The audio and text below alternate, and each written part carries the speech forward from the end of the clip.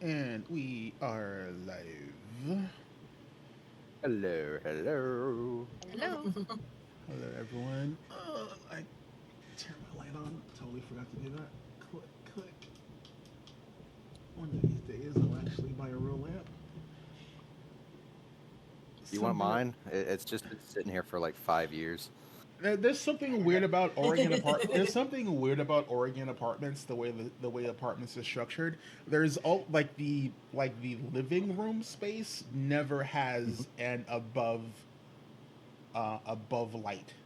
The dining area True. has You're so right. I Huh. just realized you're right. the above Huh. the My like room doesn't either. the kitchen area above the kitchen. There's a light fixture with a fan, True. but in the actual where I stream from, it's technically the living room because it's an open ended apartment, but I'm in the living room, and in the living room in Oregon, uh, single level apartments, the living room never has a light fixture. To be They fair, ex I had to install mine. So Now they that yeah, I it's the think same about it, thing you're here. right. Like most of my apartments, same thing. You're right. they Sorry, we just didn't cut you off. Yeah, Keep going. my My house bad. like doesn't no, have Just got my excited. house doesn't have overhead lighting in the living room either. yeah, Oh. it's like a weird thing. It's not that way. I'm used to how things are done in, like, the tri-state area in the Bronx. You know, a room has a light. Like Yep. the living room, even if there's no wall between the living room and the dining room, there's a light for the living room and a light for the living and a light for the kitchen and a light for the dining room. Every place has their own light, separate switches. It's something I had to get used to. My You're many years correct. living here. I And think it's it might be a West Coast thing. I don't know. It's just a no weird thing. East Coast too, dude. I live in Montreal, and our apartments are very much like that. Yeah, same Oh, here. But Well, also, my bedroom on the second floor, which were add-ons, also doesn't have a ceiling light either. So I have a wall light that was installed after moving in, and every other light is just like lamps that I have around. everything should just be designed like it was in the 70s. The 70s was the architectural mecca of architecture. yeah, Now, that or again, companies just don't want to pay for all the extra wiring and lighting. It saves them now Yeah. twenty take me thousand bucks, right? take take me back to the days of Rome where the bridges just fixed themselves due Right. to the type of concrete they used. Please. Look, they had concrete that could dry in water. I don't know how the hell they managed to build those piers, dude. Like it's Apparently insane. they had a surplus of bees back then too. I, So I did the last diversion before we get into it. If speaking about the Roman bridges, there is if you can find it, I think it's still on YouTube somewhere. There is a Discovery documentary specifically on the construction of Rome and how they built all that shit. And the Romans were amazing. Back to other amazing things. Welcome everyone to another fun-filled adventure. At least I hope fun-filled. To It's always fun filled. I try to make things fun. At least I hope I make things fun. I hope you guys trust me enough to tell me if things become not enjoyable. Hey, we're still here, aren't we? I I know. got to blow up a bar in my Some of us fourth have been episode. here for How can I five Right? not years enjoy this? or 6 years. 5 years? About to be 6 years. So Yeah, exactly. We blew up a bar in the first episode and almost died. Was it the yeah, first episode we blew up the bar? It was near the I think it was. beginning. It was I like think the it was. very, It very, was very like the. few. it was the second episode. You found out about the hooligans. Did a bunch of other stuff. Went to go to where the hooligans were, and then chaos ensued Sorry, The best with kind. The with best the kind. hooligans. not Sounds sorry. right. Yes, that's the reason why. So in Pathfinder, there are uh, elemental environmental rules. I was never planning on using those rules, um, because, like, they can get kind of fucked up real fast for players. And then my players decided to create a situation where I had no choice but to invoke the environmental rules in the game. You know, when the players make you as a DM do it, I love it. Like it's when you guys do that to me in Star Wars, it's God, chef's kiss. I love it when I'm like, crap, now I gotta actually like pull this like, stuff out of my like I had ass and figure it out. no 'Cause intention I of didn't think we using were those going there. rules. I'm I like, love it. never gonna use these rules. Why would I ever use these rules? Oh fuck! Second show, we're Players. using these rules. Yes, I love it. environmental damage is a thing going forward. Fuck Oh. me. But I love it. I love it. That's why I show up. I think it's the job of the players to keep the DM on their toes at all times.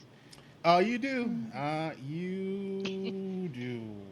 All right. So where we last left off, you guys were in the orphanage slash tiny, like the seaside orphanage slash church. It's a legit church building, but it's a small church.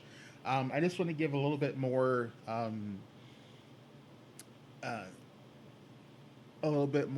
uh, flavor for the town. Carrick is a large town. I don't want to. I was looking over the last session, and I don't think I impressed it enough. The dock area is a typical docks area, so it doesn't encompass most of the town. It's a large section. I mean, if you've ever been to New York, imagine the Meatpacking District, or like that would be about how big the wharf area is here. It's significantly sized. There's about close to 4,000 people in this town. There are significant districts. They have a mayor you haven't met. You've met the leader of the Grange. So I just want to clarify some things. So the Grange um, is the community, is the, I don't want to say commune. I hate that word. It's the community that runs the farming industry in the Swordlands. So they are a separate governing body unto themselves, because the agriculture is such a important aspect on the Isle of Krotos. They needed a separate governing body outside of individual mayorships and bannerships on the island. So I just want to make sure that you guys understand that. So I didn't, I wasn't 100% sure if I had made that clear in the last session. But I he just- wasn't the mayor. He's He not was- the mayor. He is Gotcha. he's called the master of the Grange. That was my mistake then for saying it that way. So Gotcha. So the, like I said, I want to clarify the Granges and clarify Opera Vandy's position within. So his influence extends only as far as the Swordlands, because that is where all the agriculture happens on Krotos. So the island is, there's like a mountainous divide. I've been trying to find a really good map of it, but there used to be one. I'm still looking for one. I'll have one eventually. And Absalom is on the eastern side, southeast coast. The only reason why you had to make technically the long way around, it would be technically shorter to go under Kratos instead of over, is because you all had to go to Escadar first, and Escadar is on the southern port of that little tiny island that it exists on. So clarifying points. You guys did find out that there is something afoot happening in the town, some sort of maliciousness around Opper.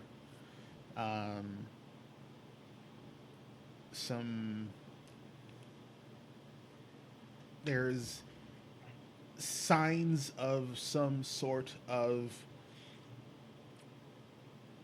not necessarily malicious, but definitely chaotic occultic activity in this particular area that AO has discovered. You guys are currently trying to ascertain what that is. You're in the process of establishing welfare for the orphanage and making sure they're taken care of. I have notes on that. I actually had to look up the rules for actually how you manage an orphanage, and believe it or not, there are legitimate rules, which we'll discuss once you guys figure out how you're going to do that. There are two distinct paths. One's obviously cheaper than the other, so I just need to know when we get to that point which way you'll be looking to go. So we're back in the church. AO is off doing. You're still in your Madam Mim illusion, Yes. correct? Yes, All right. and we're actual form. It's an actual physical transformation, but yes, and we are following the other two. So, Yeah. Okay. And you're in the process of casting and augury, while yeah, the there was two things I wanted to do. I wanted to cast an augury, and then depending on the results of those auguries, there was something else I wanted to do after. Right. Correct. so so in the church. So how obvious? I need to know how obvious are you being with the casting for the augury? As discreet as I can be. I know something here is fishy from what we've bumped into. But like the problem is I don't know who or what, and being the type of paranoid augur type character that I am. I don't trust anybody right now. I don't know who the hell is up to doing all of this, and the logic is, hell, it could even be the priest. So we're doing this as, like, discreetly as we humanly can. So we're very much mumbling it under our breath, and if there's any somatic components, hopefully we're doing them in our pocket before, throwing the bones maybe on the seat next to us or something where nobody's looking. So I will. So I need Milo and Gwennon, and I'm gonna roll for Jathal and the priest to see if they notice you, like, casting. Because casting is different than like taking note of the environment. Okay, so you want me to roll to see if I notice that he's casting augury? I need a perception Just check. voluntarily. Okay, I can do the perception check, but I'd like to Yeah. voluntarily fail at that perception check. You can do so. That is an option. It's none of my business whether he's casting that or not. Do you still want me to make a perception check? Nope. If you're voluntarily failing, that is your option. You can do that. That's the thing. Okay, nope. It's none of my business that he's casting, so I don't. It's fine. All right. I like it. Okay. So, Jarthal, your perception is pretty decent. Okay, priest. The priest doesn't notice. Gwennon, what did you roll? I was gonna say, do you need me to roll a stealth at some point? No, not because you're not deliberately being deceptive. You're trying to be discreet. So there's a base DC for stuff like that. So I just use the base DCs unless you're actually trying to be deceptive. Well, like I said, yes, there is a bit of a paranoia going on where I don't want anyone to notice me, so I am going out of my way to be stealthy. But if you want to use the base DC, that's fine. So, yeah, okay. So if you're actually going out of your way to be deceptive, then I need a deception check from you. Yeah, I don't want people to notice what I'm doing. I'm kind of doing the whole thing where I'm kind of cleaning up all the little weird bad juju things, hopefully with nobody noticing me doing it, if that makes sense. Yep. And Gwen, when did you roll? I rolled a 32. Now, The did dice you were want nice, it was a 19. did you want a perception check as well from me? Yes, because you're in the room. Oh, I'm sorry. You're in the room. I didn't realize. Yeah. And this is to see if there's augury. This is to see if you notice that AO is casting this spell. Okay. Let's see. Perception. Oh Lord. Well, it's pretty much impossible for me to roll low because I have an 18 perception uh, add-on. So actually, it's 31. But Okay. I mean, I'm noticing it, but I just we're I here rolled to a 32 actually. Yeah, you actually don't notice. Oh, so I Sorry. don't know. So I'd have to beat a 32. Oh, awesome, Yeah. fantastic. I rolled a 19. I rolled really good on that one. Nice. Jathal notices the priest doesn't, and Milo he's sussing out the kids. He doesn't really give two There you shits. go. So while they're having their discussion on the orphanage and the finances and things of that nature, um, and just so people remember, the church and the orphanage in question are dedicated to Gazra. So you know that if you were to expose what's happening in the church to the priest, that there is definite woe. Good. So don't tell the priest. Got it. Now, Good. the investigating the the the nature of the occultic activity in itself, which I believe you were also trying to do, is mixed results. Yeah, Like, we're because just the whole fact that it's telling us not to, well, that telling the priest is a bad idea, a bad feeling about this. We are definitely gonna save the whole psychometry thing I was telling you about for later. We're not doing that in this room. Because that might actually backfire and hurt me, and I don't want to have a epileptic attack in front of the priest. That will not look good. Okay. So we're saving the candle in the bag of holding for later, when we have a quiet moment to ourselves to figure out what the hell's going on. But not doing that in the room right now, actually, because of the result of that augury. Okay, perfect. All right, so back to Gwen and Milo and the priest. So the priest is discussing, that funds are tight, even though with this, the size of the ground there, they're just the dedication to the gods in general on the Isle of Kratos is not what it used to be.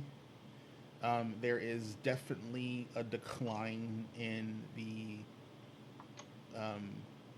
in faith across the board with the citizenry, and it's not just Gazra. Worshippers of Aradin are next to nil. The the offerings are meager at best. And he lets you know that he is glad your troubadours are in town, because he hopes that some merriment will wash whatever gloom is purveying in this Swordlands, so that way not only he's not looking at it as a strictly transactional deal where happy people donate more. He has a sincere concern that there are of the lack of faith that he's been seeing throughout the years, and he's concerned for the people themselves. He knows that a crisis of faith can lead to other mishaps and other things societally, and he's at his wit's end trying to figure out what he can do in his localized area to make things better. So any help the circus can do, like, he Is would anybody else appreciate. finding that on our side, What? Azarin's breaking up really badly? Yeah, it is I- actually. I didn't get any of that. I don't know how it is on the stream. I don't. Like on the stream, you're probably being heard perfectly, but for us, if we can't hear you, we're lost. Fucking Discord being stupid. Like, I'm sorry. I just like I don't know what Discord is doing, and The level at which your voice is being picked up, that needs to lower so that we can always hear you. really. Let's see. Yes, it needs to not be automatic. Hmm. You said you had a directional mic, right? Yeah, I have it. It's like in my face. It's like you can't see it because it's just this side because it's distracting. But like literally, when I talk, I aim. Like you notice, I look to the side because I'm looking at my mic when I talk to make sure that my voice is getting picked up correctly. And my levels are good on in OBS, so I know it's hearing me. It's just the Discord being stupid. Um, when we take a break, I'll double check my Discord settings just so um, if you have an issue, just let me know. I'll wait a second. Usually there's some weird buffering with the mic in Discord because Discord audio is stupid. Um, and if I have to, I'll switch to a different mic if I have to. But like I said, it's Discord. I've double checked like everything from the OBS side, and OBS is fine. I've even done separate recordings independently, and audio comes through crystal clear. So Discord being stupid, and I'm not sure what Discord is doing. But I will repeat myself. I'm just gonna, to be honest with you, I'm just gonna turn off the sound on the Discord, and I'm gonna listen to the stream. Well, that'll work. Well, yeah, because the stream comes through perfectly. It's just about a 3-second delay or something like that. Yeah. So if I don't respond right away, it's because I'm got a 3-second delay. Yeah. Again, I apologize. I'm trying to find a different thing to use other than Discord for communication. Just everything is inordinate amounts of money for good meeting software, which is dumb. But I'll find something, even if it's use Jitsi. Look up Jitsi. Okay, I'll take a look at it and see. We'll do some testing. But like I said, the priest is very happy that you guys are here. He's concerned for the well-being of the citizenry. And he basically offers, anything that he can do to assist you guys. He's more than willing to help out. He doesn't have much authority, obviously, because he's a small church in a specific small section of the greater Carrick area. But anything that he can do to help, he will facilitate as much as he can. And if you are able to look into the issue that he had addressed previously, he would appreciate that as well. I'm going to do what Russ has done because I'm not catching what you're saying. I'm sorry. Sorry, guys.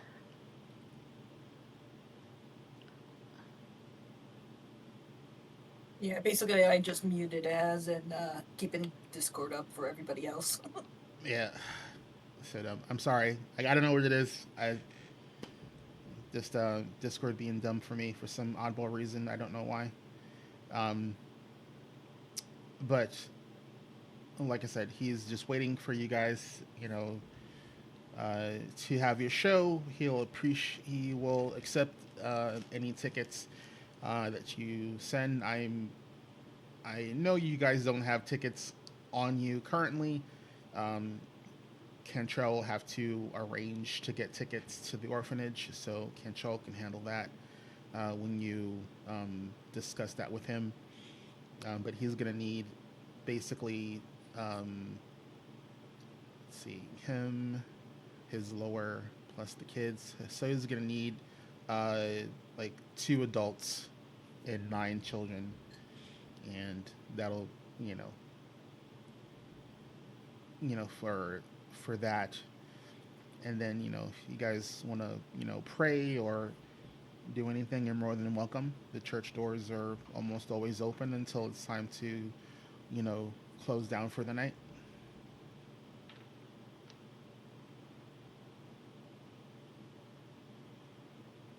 So what are you three specifically doing? So 2 adults, 9 children. Correct. Okay, we picked up 2 children from the last time I wrote this down, but that's great.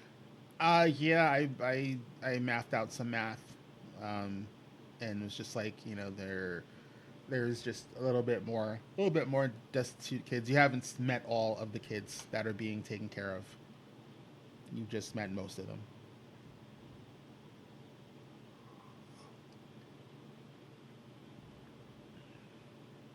So I'm presuming you guys are going to meet back up with Cantrell and the rest of the group?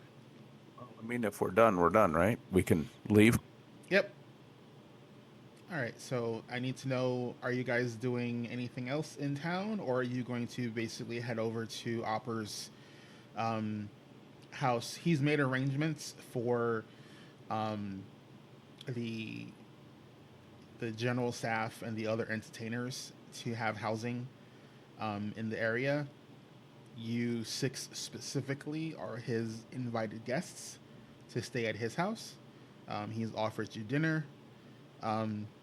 So there is a dinner invitation for Opera. I just need to know if you guys are doing anything else in town before heading over to the Vandy house.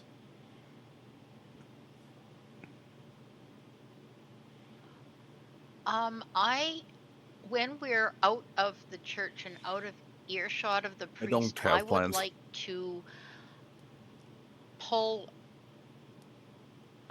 Cantrell aside. Okay. Mm-hmm. And what I will say to Cantrell is, I have some funds left over after the Desna celebration, and if we could, or if I could have your help in figuring out how we could invest some of those, or have some of those set into a small trust for the orphanage, that might be the most secure way to do it. So we would be providing support, but if there's corruption within the church, hopefully they could not make use of those funds. So, something to bring up with a member of the community who can help out with that specifically. Okay.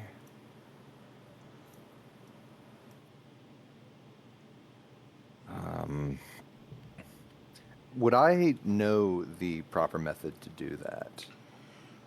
For setting up the trust, there's options. Like I said previously, you can go through the actual banks within Absalom.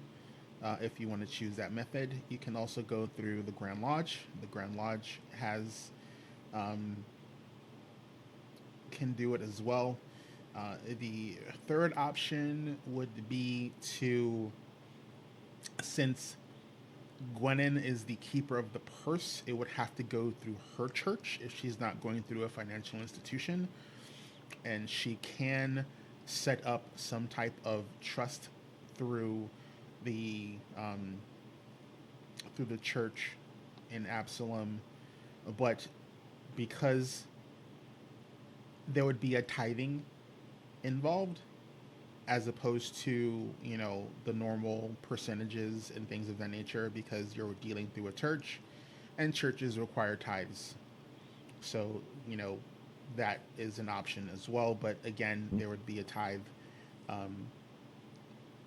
as an administrative cost.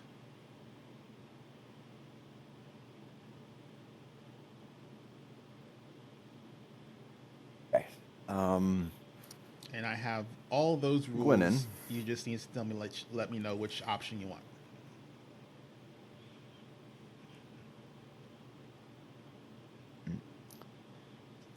Yes.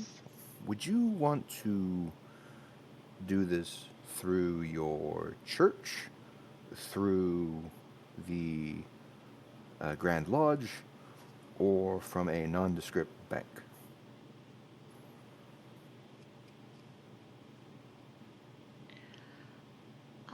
Given that the instructions to come here came from the Grand Lodge, I would prefer that option, I think. Keep Mhm. it, you know, as discreet and quiet as possible.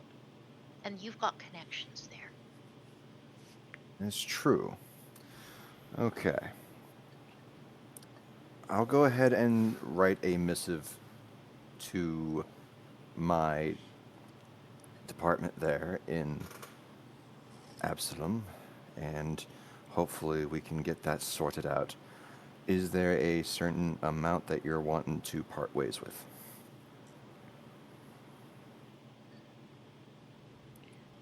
You can. I'll let me break in. You can wait until It's so you can hard. figure out a budget.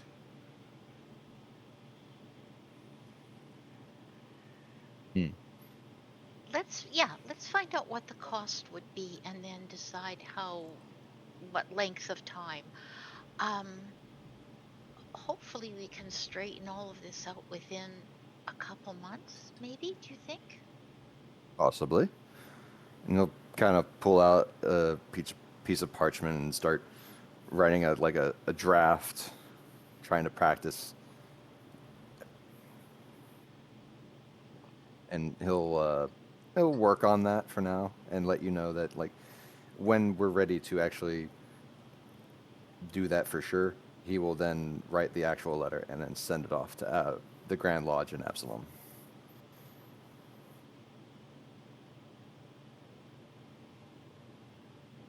Thank you. That would be great. Okay. How far And along then has I all of think if the? we have time, Gwennon would take. Yeah, Weirds is Discord is doing Go something ahead. bad to Weirds. Nope, you go ahead first. Okay, I think Gwennon would sort of take Jathal aside and indicate we should bring something to supper. So we would probably go see if we could find in a shop or something a bottle of wine and perhaps a dessert or bread or something like that. Wouldn't distract from the meal, but enhance it to Maybe help Okay. maybe out. even as an appetizer, it would be great. Thank you. Okay. Uh, let's see. How far along are we on the getting everything off of the boat? Um, I would say Because like that was where I was left off. close to 50%. You guys got a lot of crap to get off and get situated. It's dealing mostly with the animals more so than the cargo, just because things have to be situated in the warehouse correctly to make sure things are comfortable. Double checking one of my spells because I think I do actually have this still studied. I'm just trying to remember if it's a 0 level spell or a 1st level spell. The basically the floating disc. See if I can help out with that. Oh, tensor floating disc. Yeah, I mean it'll help some. Uh, Based on I'm trying to remember, it's the weight Yeah. adjusts per level of the spell cast. The speed doesn't change though, so it's kind of slow moving. It's like not. Mm-hmm. It's not meant to be a cart. Yeah, but the difference would be like less hands on everything and be more. He's just adding on his hands to the actual. Okay, so it is. Let's see. Where'd it go? Am I missing spells? What the hell? I know I've got it, or I had it. Make sure you're not looking at the remastered version. Remember, they changed names and they got rid of some spells. You have to be looking Well, at that wouldn't change my spell list. Oh, gotcha. On my character sheet. Yeah, that is so weird. Where the hell did it go? Because I know I've used this in the first book, AP1. If you forgot to write it down when you're writing the new character sheet, that's fine. You can add it in. I know you've used it, so I know you have it. It's in your Oh, yeah. repertoire. Let's see. 1, 2, 3, 4, 5, 6, 7, 8, 9.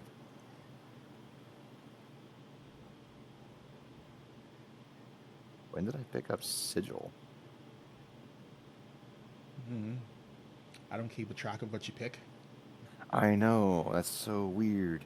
And why is Magic 5th, like, why is my 5th level stuff at the top? Oh, wait, dumb. One moment. Name, spell, level. There we go, sort. Hmm. All that book Yeah. learning. Mm-hmm. Jeebus. We'll just say it. We'll just say it cuts Okay, the time down by it 10%. is a first level spell. Yeah, okay. And you can still use it. I mean, you just you Yeah, I'm have still to gonna. It holds up to 5 bulk of objects, so like Yeah, you'll be like load it up. that's There we significant. go. Yep, lasts for 8 hours, so Right, so you do that. I only need to cast it once. All right, so um, let's go to Shothra because I don't know what Shothra's been doing while around here. What are you doing, madam? He's probably going to find the local tavern. I figured you'd find a local tavern. I was hoping you'd Of find course, it. I'm going to find the local tavern. So you find the tavern. Um, let's give the tavern a name. You find a tavern. It's called the Angry Mayfly. Sounds right up her alley. Make a note.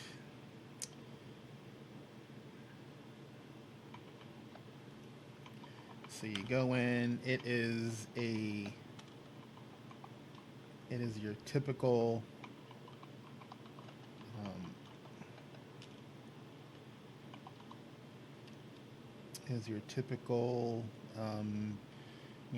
wharf dive bar. People drinking, people are rowdy. There's some tests of strength in a corner. You see that there's there's an outside area that, based on where the bar's positioned, the outside area looks like it's more towards the water. So it's either like a dock or on the actual beach itself, and you hear like a lot of rowdy noise coming from there. So what are you doing, madam? I'm going to go by the test of strength.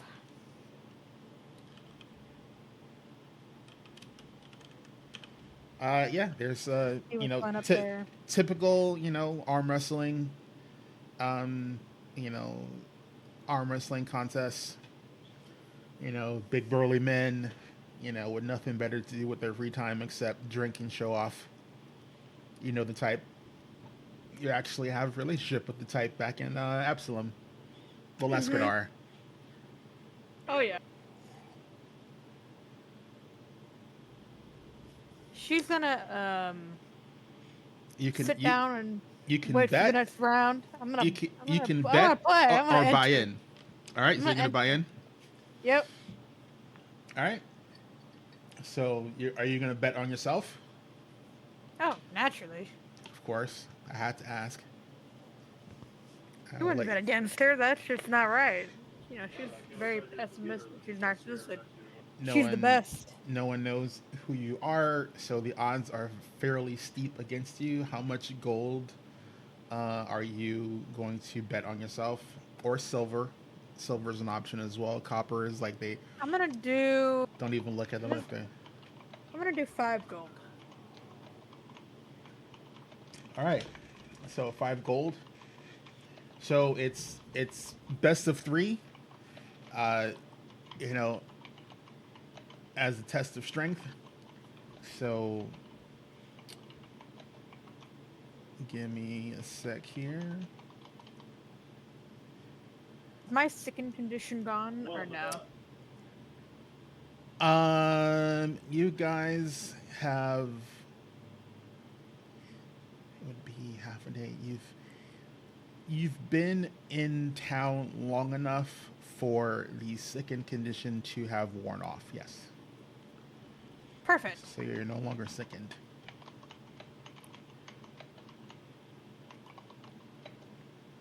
Yep. She's gonna sit down. She's gonna go ahead and eye her competition up. Okay. So there's a very, strong looking, swarthy guy. And he looks at you, he's like, what are you doing here, little miss? You gonna bet on Hugo? And he bulges up his biceps, he's like, you can make some pretty coin. Maybe I'll buy you a drink later. You can show me a good time.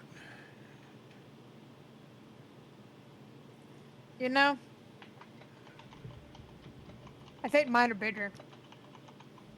And you say that, and obviously the bar is oohing and eyeing, and people jiding Hugo.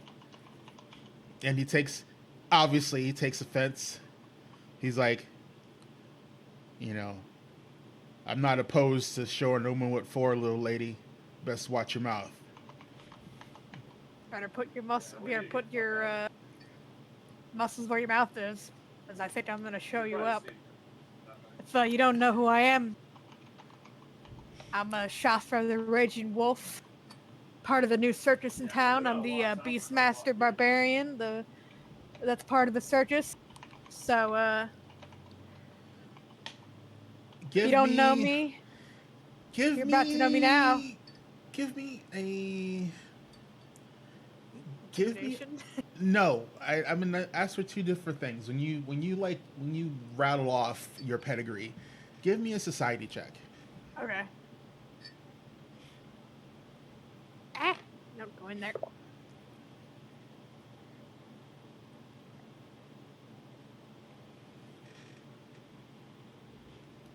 25.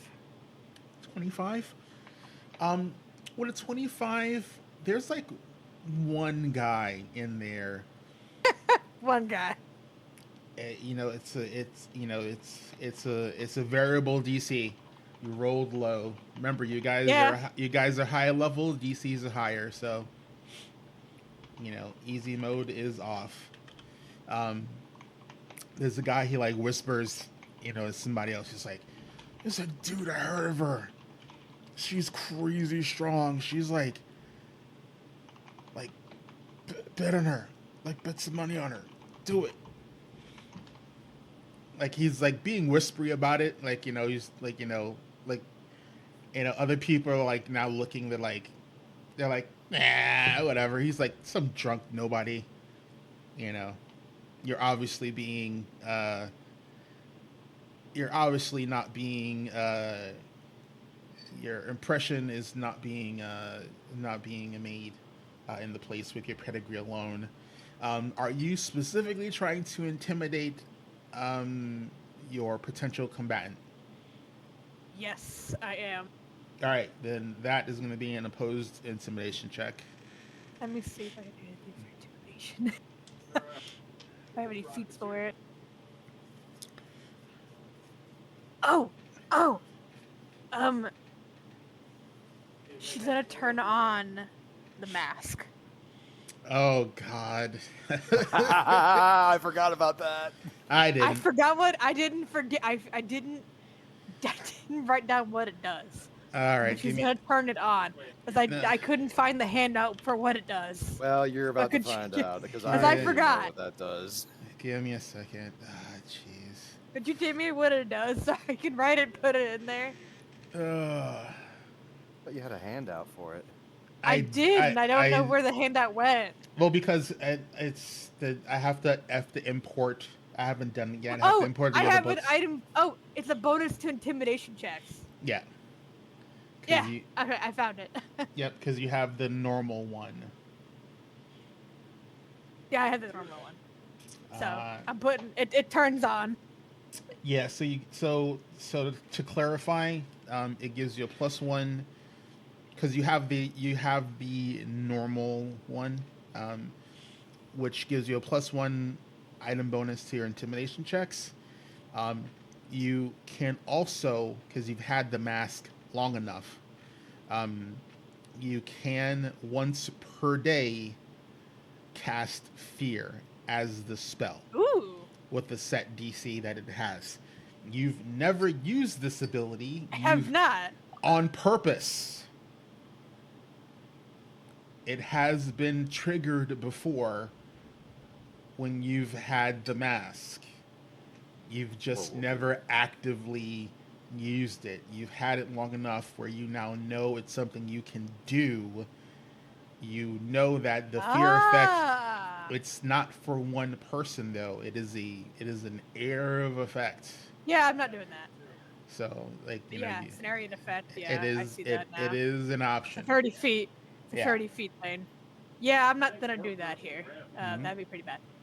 I'm just gonna do the intimidation. All right, go for it. It's Roll +1 roll the intimidation. intimidation.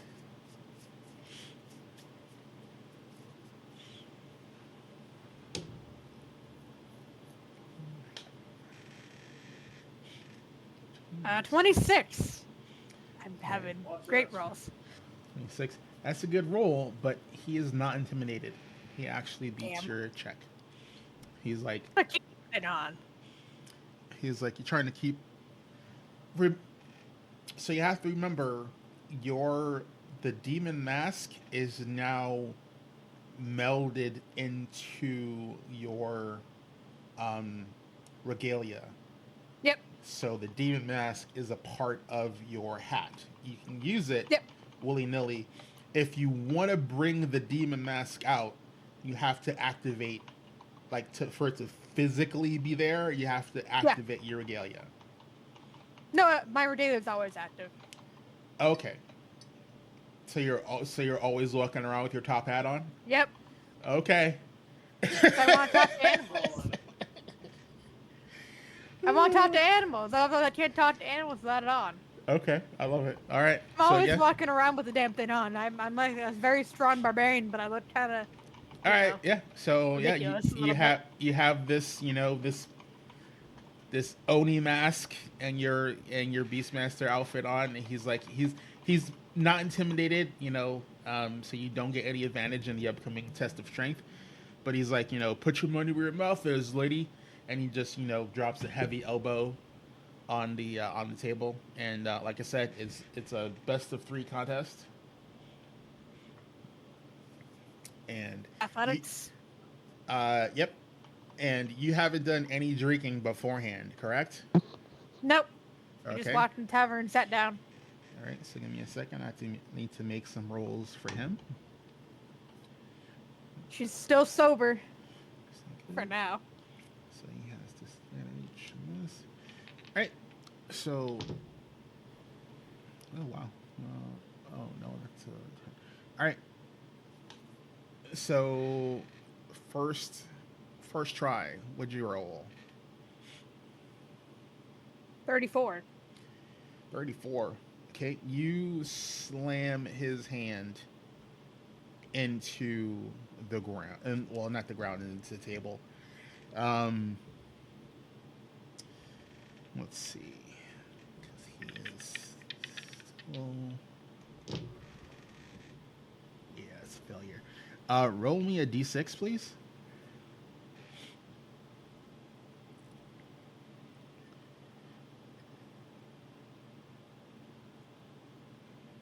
Three. I need to know, are you using your full weight in the contest? Like you're going all out strength wise? Like to slam him through the table? I'm not saying that. I just need to know. She's using her full strength, yes. All right, so on that 3, I need you to add your strength modifier for damage. 8. So it's 8 total. Yep. All right, so you have done 8 points of damage to him.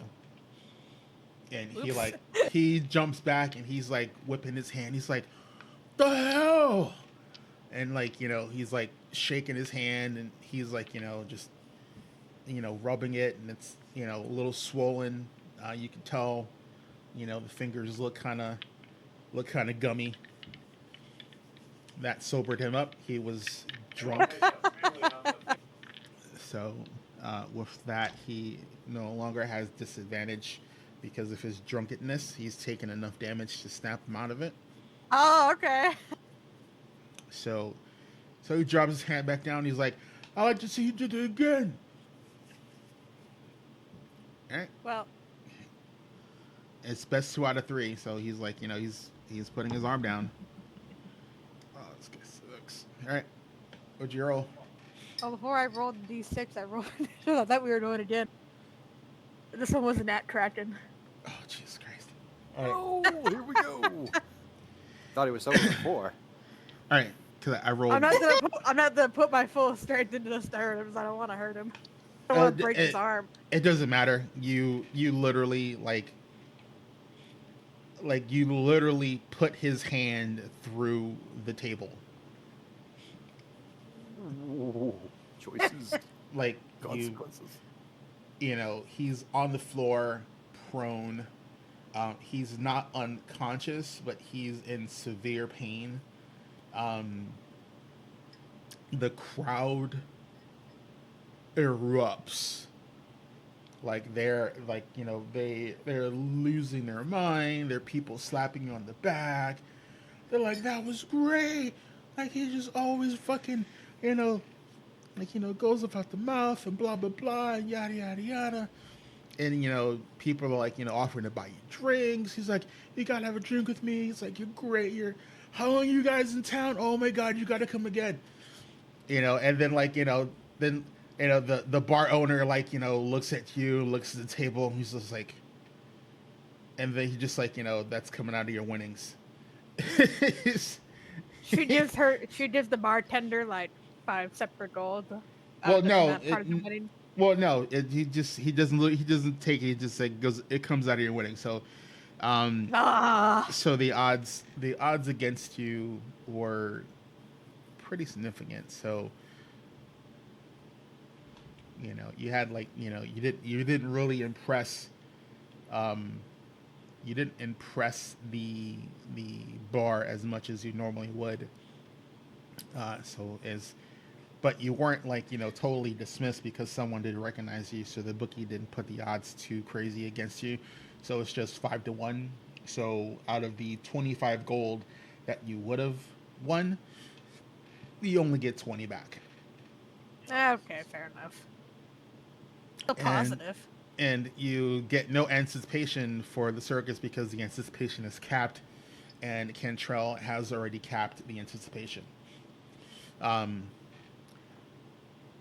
Because you've done that mightily and impressively.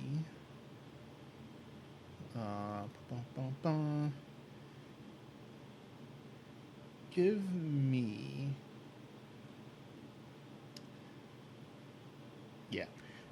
Give me a perception check with advantage. Because you're in a bar, there are drunk people talking. I just need to see if you overhear a particular conversation that's being had. 32. Mm-hmm. You definitely hear this conversation. So, at a table in the corner, like near where where all the rowdiness is, and you feel that they're probably having this conversation in this corner because of the rowdy nature, so they wouldn't be overheard. But because you spend a large chunk of your time around loud, obnoxious people, the noise in the air doesn't really affect you. You hear these two guys talking about Opera Vandy. What was that? They're talking about the guy you met, Opera Vandy, the okay. the master of the Grange. They're saying that they're talking about how when he moved in, he was already rich, um, and they can't believe, that his luck, that the person he owes all that money to, his whole family died, and they're like, it's kind of creepy that there's been all these weird deaths in town lately. Um, and they're like, you know, they say curse. They ask, do you think he's cursed? Because the way they're talking, they don't think he's the kind of person who would actually do the killing. But they're like, they talk about avoiding him as much as possible, just because anyone who tends to get too close to him winds up on the wrong side of his mortuary.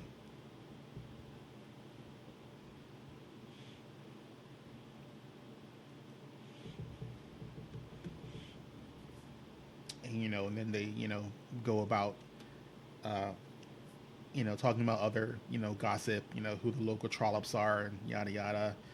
And you see the ass on that new maid, on that waitress, whatever, yada yada. Typical barroom, body talk. How long are you staying here, if that? Like, are you drinking? You getting drunk? Like, what are your plans?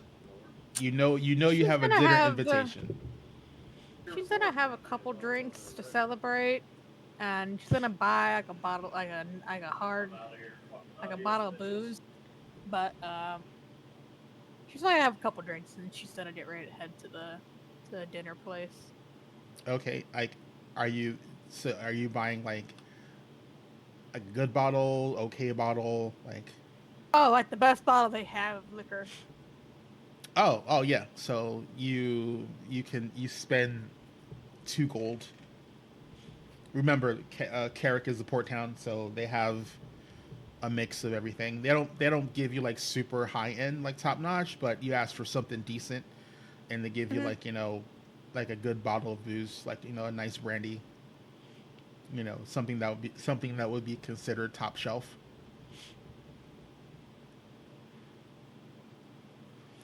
And you said you bought a round of beers for the bar, or you just for yourself? Just for myself. Okay, so that'd be like another gold, because you drink a lot. Let's be real. Yeah, I'm only gonna keep it to 2 drinks now. All right. So for Gwenin, um, you find a pastry shop. They are, more than happy to facilitate your purchase. Um, they ask if you guys are staying um, long enough for the Stump Festival. They're talking about that's because they know you guys are doing your rounds in the circus, and they ask you if you guys are going um, up to Turpin Row for the Stump Festival. And they said it's one of the best parties, this side of the island, and it'd be a shame for you guys to miss it.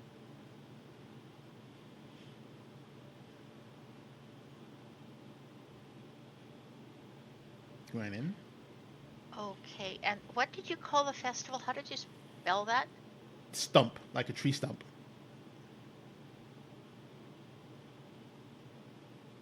Okay, I'll say, oh, that's a festival I'm not familiar with.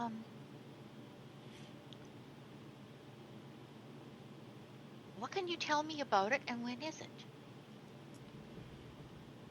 Okay. So, um, it's one of the local.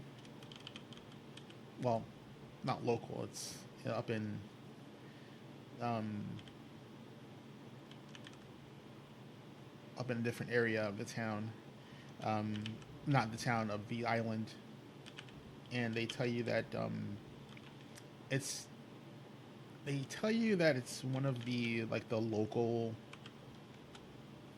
agricultural festivals. Um, so it's annual. It's like a 2 week long celebration. It's basically a lumberjack party. So it because one of the industries on this side of the island is logging, so it's a logging festival. So it's if you've ever watched a logging competition, that's literally what it is. Big burly lumberjack guys cutting discs, climbing trees, chopping trees down, caber tossing, all that. Just big muscle manly bullshit. You know, and they're totally excited. All the local lumberers are in it. They're invited. And if you happen to win the skills competition, you get the title of like top stumper. Which is basically like a lacquered like disc of wood with your name carved in it and the year you won. So it's like a total it's like very folksy, wholesome type deal. um and it lasts for 2 weeks, and they tell you that is coming up in about 2 weeks time, but they tell you that it is up in Turpin Row.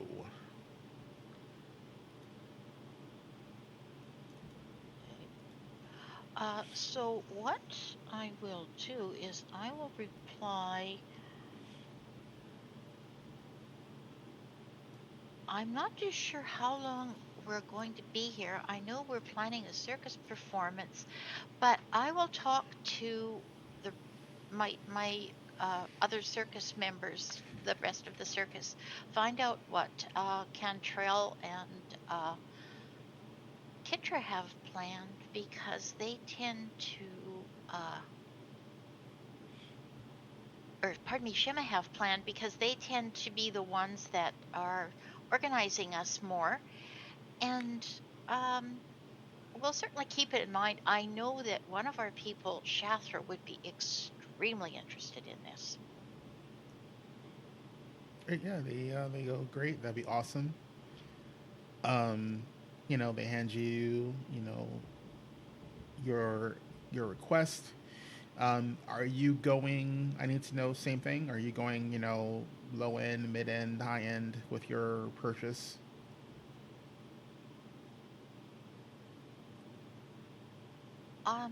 Not wanting to, because I don't know about Vandy's wealth, so not wanting to make him uncomfortable in any way, I would go like middle of the road for what I'm purchasing. All right, so it'd be a gold. Something acceptable for Okie dokie.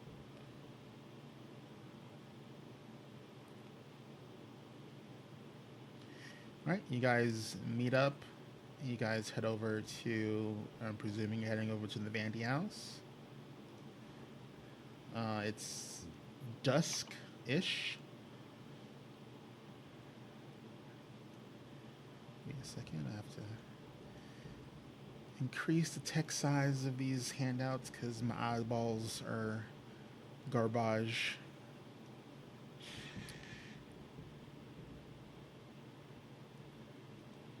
So you arrive at Opera Vandy's house. Um, the weather is very pleasant. It's a clear night. Stars are in the sky. Um, this house is of obvious wealth. It's constructed of red brick and white granite. It has wood accents and shingles that cover the roof, and between um, it's 3 stories tall. It has brick chimneys. Um, the roof's peak, there is a weather vane shaped like a cockatrice not an actual rooster, but a like legit cockatrice, you know, which you know what one looks like because you guys have fought one before. Well, minus two of you, but you fought one before. Um, there's a path of crushed gravel that leads to the front of the stairs, as well as around the house. Um, there's a wide stairway that leads to the front porch, um, where you see these very elaborate inset windows. Um, the base of the stairs is flanked by a pair of decorative stone urns, um, and they have small plants growing in them. Um, and the stone front is set into the wall next to the front door. So, um, you guys. I'm not going to take it to the map just yet. As you guys approach, you're met by a kindly old man who is not Opera Vandy. Give me a second. I need to get his name. Ba, ba, ba, ba.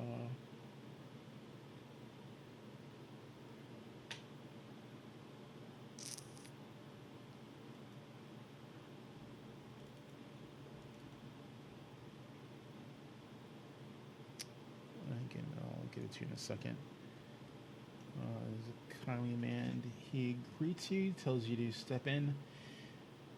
He tells that Master Vandy is waiting for you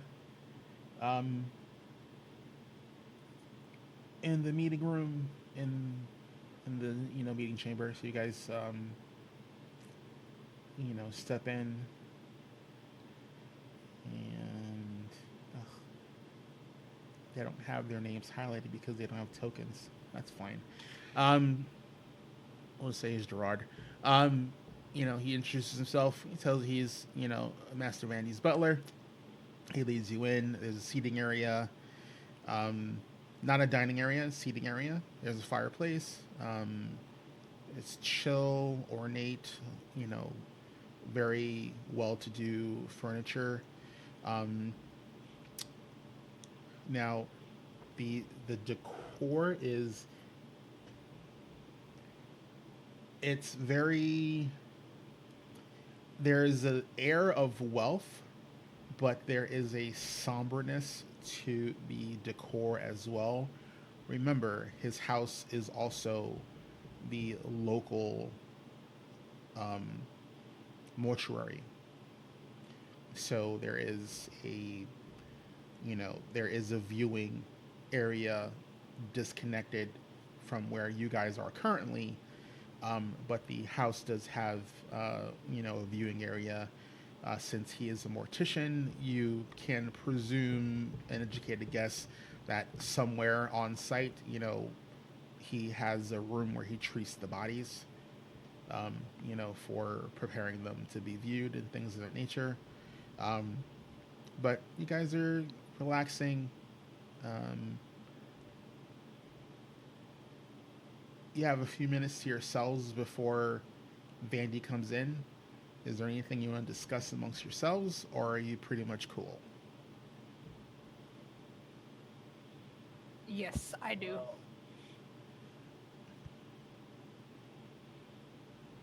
So Shathra's gonna kind of she's gonna check to make sure there's no one listening. It's clear. There's nobody in that works for him. Mm-hmm. Guys, I was at the bar, and I heard a rumor about our host. So, apparently, his whole family died, and he inherited everything. So, he was rich when he got here. He wasn't not his family, but the people he owed money to. That family died. Oh, the people he owed money to? Mm-hmm. I must have misheard it. So he owed money, and then that family died. and there are other mysterious deaths. Okay, let me correct that. So there was a family he owed money to, and they all died. Mysteriously. Nobody knows how. And there's a rumor that anybody who gets close to him, they end up dead. But there are people who are suspicious because they're not sure how they're ending up dead, and there's no one that could pin it on, like, if he's the one doing it, but they all end up here, but in his mortuary. Hmm. I'll have AO here just kind of quickly chime in and just because I'm assuming we've actually all grouped up, right? The whole Yep. gang. Yep. Okay, just to make sure. I'll have AO here, just kind of pensively do the whole like augur, like I've also noticed signs of, well, premeditated unrest at the church. Chaos symbols, things that aren't quite in the right place, just something that misaligned the spirits. And, well, I'll have a little something to add to that, but yes, there's definitely seems to be something going on with this town that's not quite as it seems, or at least not quite right. Just to add to that rumor that you've heard, you know? Something just doesn't quite feel right. I don't know what just yet. Oh, and don't mention it to the priest. That will lead to disaster.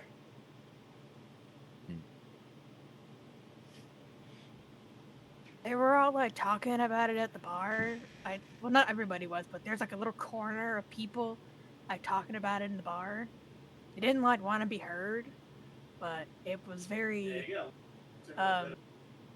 They were trying to be discreet, but I overheard it.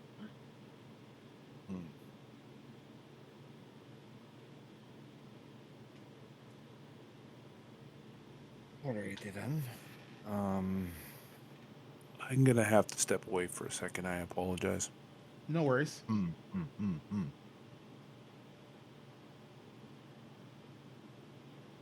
So we've got unfortunate circumstances involving those around our host, and also those of the orphanage.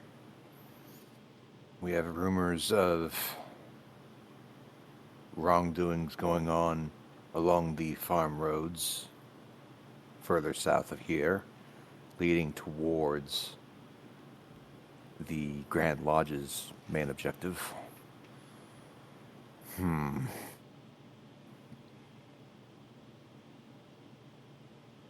Something to do with the Shuni and their possible involvement in the road issues.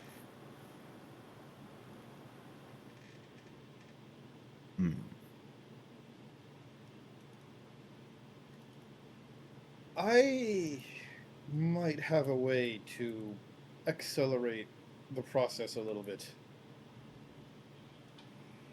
And maybe help us see a little clearer in all of this. Okay. What is it you propose? He'll go back to his, normal human form here and show up his bag of holding and say, I might have swiped one of the cursed items I found in the church. And funny enough, items like these tend to have a lot of negatively charged emotion, and being a seer, psychometry is within my wheelhouse. I might be able to see at least one of the faces of the people who've been doing this. Okay. It might point us in the direction of a suspect. After dinner. Probably, yes. It might backfire, and I don't want to do this alone. Understandable. We maybe do that not like And maybe should we go to like somewhere else, not here? We're not doing it now. Don't worry. Yes. Yeah, Somewhere but no, I safe, mean like quiet, afterwards. and private. Don't worry. On top of that, I've been doing a little bit of math in my head. I found out of character the the old bookmark on my web browser that was, oh yeah, here's our stuff from the 5th circus run. So I posted a couple pictures in there just to help out with that. Mhm. And coming up with like what we're going to need. I think we are good on being present in the town. We are basically the one thing everybody wants. We are going to need to get a head count of how many people we can host at a time, how many times we want to run a circus, and then at the same time, make sure that, you know, we have enough to make a profit or at least break even. And as you're getting into this conversation, the the doors from the viewing room into the actual um, dining area open up, and Opera Vandy steps in, and he's like, oh yeah, you're here. Thank you. I'm sorry. I had to prepare a viewing. There's supposed to be some guests coming by later on tonight. You don't have to worry. That is all handled in a separate part of the house. But mortician's work is never done. But please come in, come in, come in. And Hey, that's all right. he invites you into a dining room. Um, and again, the dining room is elaborate, center table. Um, there's some windows that view out into a beautiful garden on the back side of the house. There's some standard shelving for fancy plates and china and things of that nature, and the butler and the maid, seat everyone. Vandy obviously he's at the seat of one of the table. They seat Cantrell at the head, opposite Opper, and then basically invite you guys to sit um, on either side of the table. Um, and it's an opulent meal, you know, um, freshly caught and prepared, um, deer. There's cuts of actual deer steak and stew, um, salad of the local variety of vegetables and things of that nature. There's local vegetables in the stew. Um, the the the farm goods are exceptional. They're very um, they're like very fresh. Um, he offers, there's a cask in the corner. Um, anyone that wants some, wine, he offers some wine. He apologizes for not having anything stronger. If people would like stronger, specifically, gearing his gaze towards Shathra, um, and Milo, um, just it's he's like and it's not cheap wine, it's good wine. It's just definitely it's not something that you'd have to drink a lot to get drunk off of it. To give you an idea, it's something very smooth and mellow and goes well with the local game in the area. um, and he's having pleasant conversation as much as he can. um, and he he's a little distressed. You can tell. Um, and the mood at the table it dampens a little bit as he waits to see you guys have eaten some and drank some, um, and then he goes, um, "You all have been such fine company, um, and I'm so thrilled to have brought you and your circus of wonders to the good people of the Carrot Grange. But I suppose I must be straight and blunt. Um, as you have no doubt heard, times have been hard of late for the Sword and the Sword folk. Um, the Grange has come together to try and ease everyone's suffering as much as possible, but the weather has been poor and the crops aren't growing like they used to. Um, Lean times are ahead. We're preparing as best we can. I fear that that's not all. There are things, and he whispers a little bit when he says there are things happening um, um, at a much more personal level to me. Um, you seem like good people. Um, this is affecting my friends and my neighbors, and I want to be as truthful as I can. I think, and he sighs heavily. He's like, I think I'm being haunted. And I think that whatever's haunting me is, and he gulps a little bit, is murdering folk of the Grange to torment me. It's brought me to the brink of despair.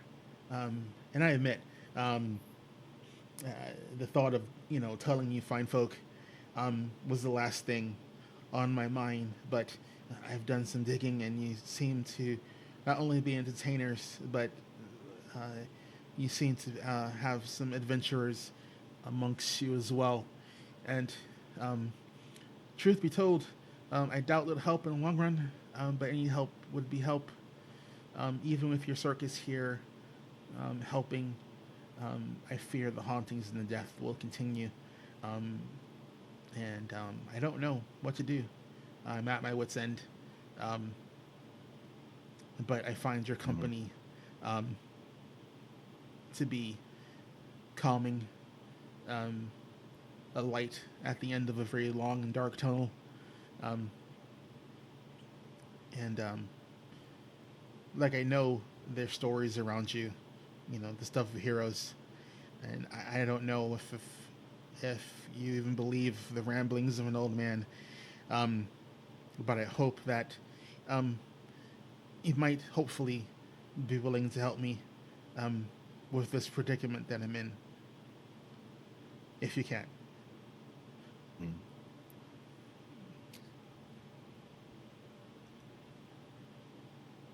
Cantrell is somewhat surprised that this man has actually done some effort into looking into us and who we are and what we have done so far. And so he's been wearing a smile since he mentioned that you have some adventurers among you. And it's just been like, oh, he has no fucking clue. He has no fucking clue. Okay. Okay. And graciously, just kind of raises his glass and says, worry not.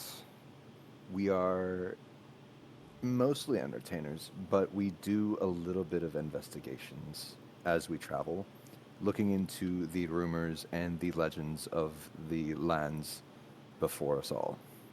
So, while we are setting up, while we are trying to make sure everyone is kept as calm as possible, we are here to help in the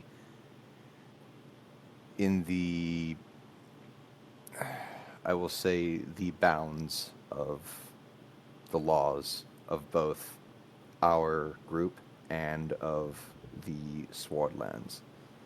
So I believe getting acquainted with certain customs and courtesies would go a long way for us as we make way through the sword in understanding the issues that are. That being said, we've only just arrived. Obviously, we are operating as just simple folk who want to provide the entertainment and ease people's minds away from their woes for a brief respite. Give them something to look forward to. And so with that, I say, we are here to help, and help we shall. He clasps his hands. There's a look of tempered relief on his face when you agree to help him.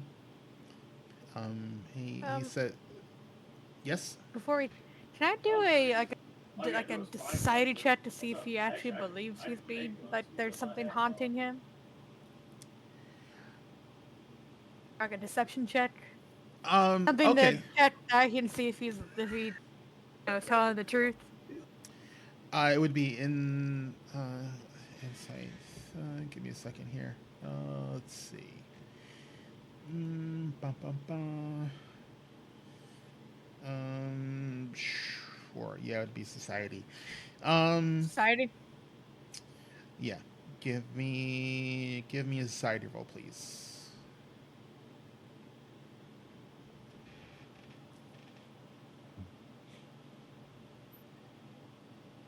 Ooh. You know it's a good number when the calculator comes out. I 30. also have. Okay, I'll let you do your thing.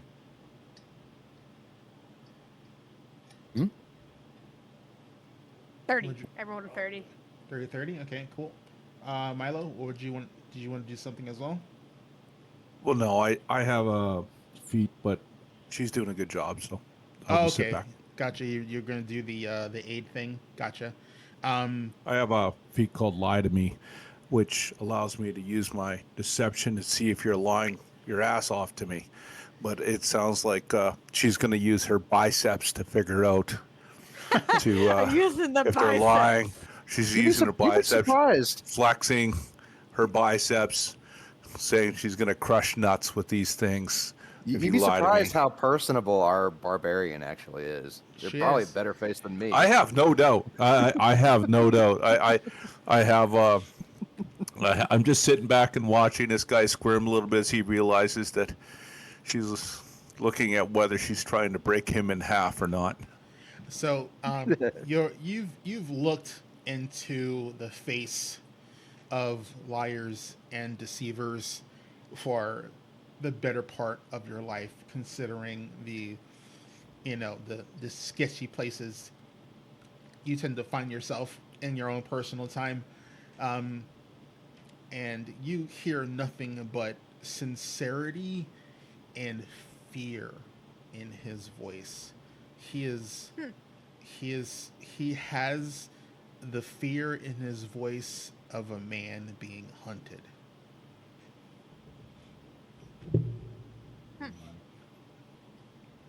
Okay then. Noted. And when Would the role that Milo is talking about give us different information? No, the way that feat works is basically it's an anti-deception. Think of it as like an anti-charm. Like if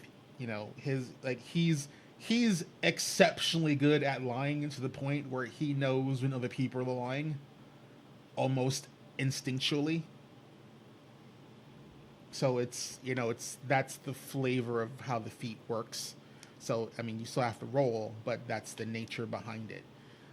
It's like if it's like you like the saying you can't kid a kidder.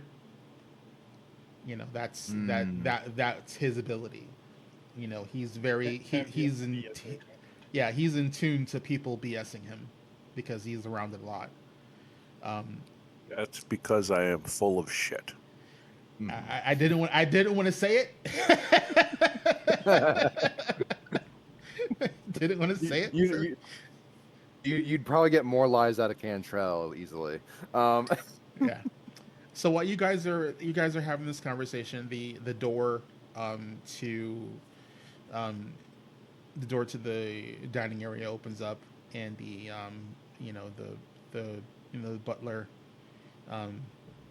comes in, and you know um, with the maid, and again they're an old kindly couple, and she's taking away all the the flatware and stuff that's used, and she's clearing out the table and bringing in dessert because you guys are past the main meal.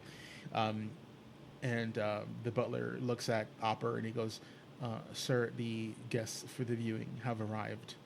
Um, they require your assistance." And he excuses himself. He's like, "I'm sorry. Like I said, um, uh, we this is again my home. This is a mortuary. There are people here who are viewing someone who passed untimely. So please let me, uh, you know, um, work with them." Would it be in bad form to oversee how the procession goes after the viewing? So, DM talking, you want to be there while they're viewing the body, or the afterwards? Afterwards, like remove myself from the interior goings on, remove myself from the more personable and intimate section, and to be kind of like how the National Guard sends out like the 21 rifles. They'll wait outside. Okay, I gotcha. Um, yeah, he goes. I don't believe they'd have an issue. Just there. It's again an untimely death. Um, I'll let you know when the family has you know had their time, and the viewing is more open to friends and acquaintances. Um, and then Very well. you can if you want to pay your respects, you can do so at that time. But please enjoy dessert. I'll be right back. And he excuses himself, and with that, we're going to take our first break for the day. Mhm. So sit back, relax. We're going to take a short break. Get up, stretch your legs, refresh your drinks, all that good happy stoof. And we shall be back in a few minutes. Thank you all for being with us. We'll catch you guys in a bit.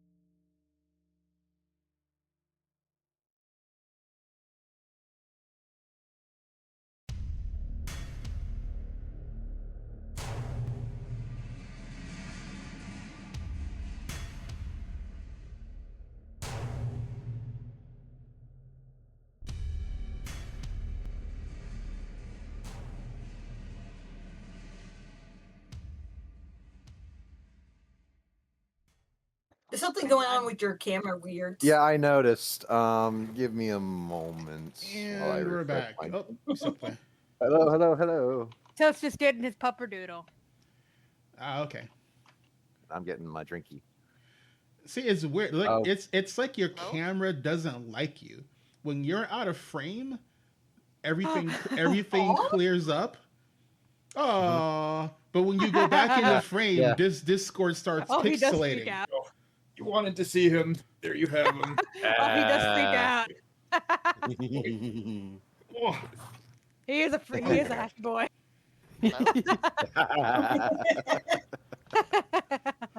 That's a good dog right there.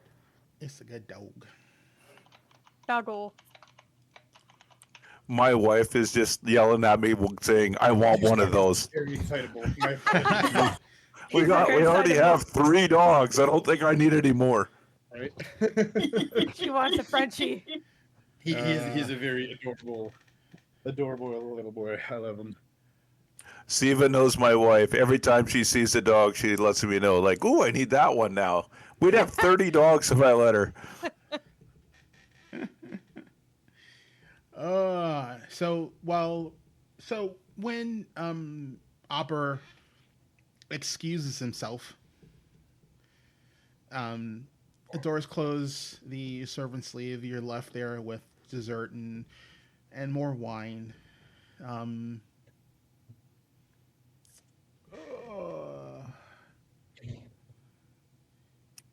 I don't think your camera is on, by the way.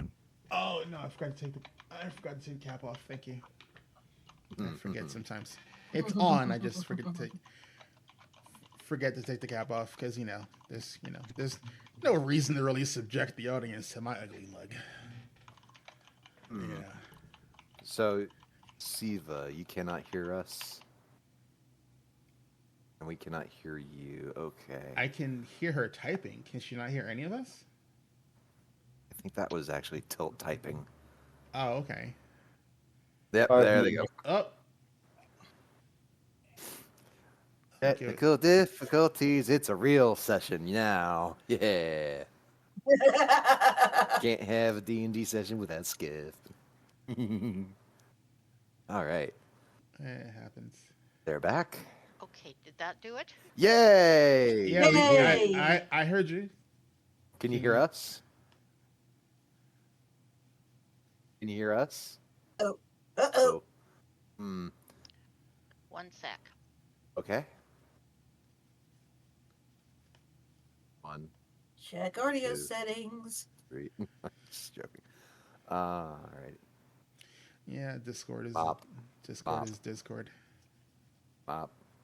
Mop.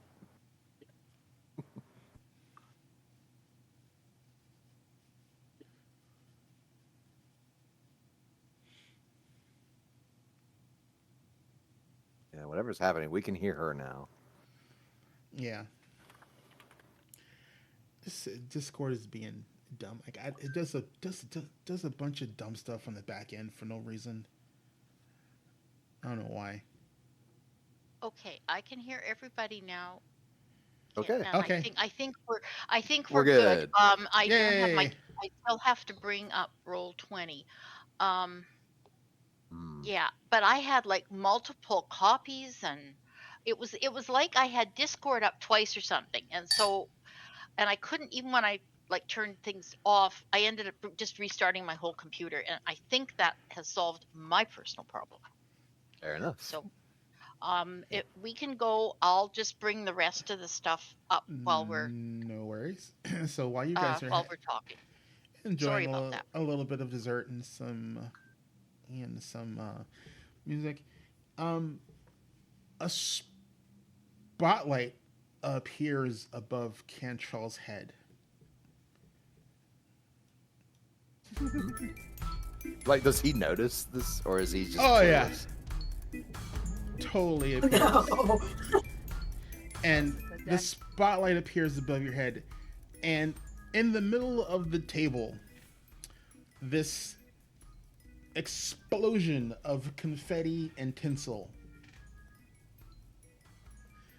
erupts, and almost stepping out of the veil of reality is this clown-faced raccoon balancing himself on a ball. Yay! Ah, welcome back. And he bows eccentrically, again, never wavering from falling off his ball unless he wants to come off of it. And he drops into a sitting position on it. And he reaches into a bag. And he pulls out a large cupcake with a candle on it. And he puts it in front of Kentrell. And he blows a streamer, and he's like, and he never talks, the raccoon, but he gives you a knowing nod, and you can forget that,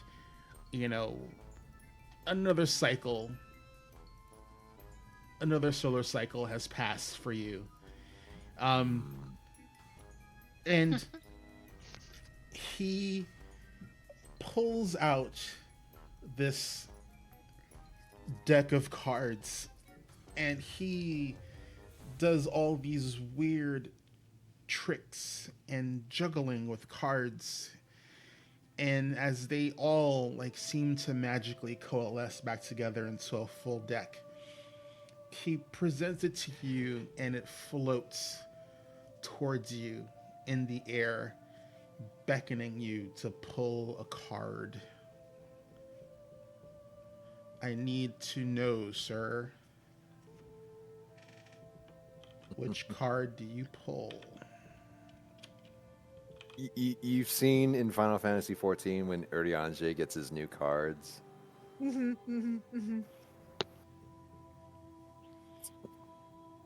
he pulls the 13th card, my lucky number. From the top or bottom?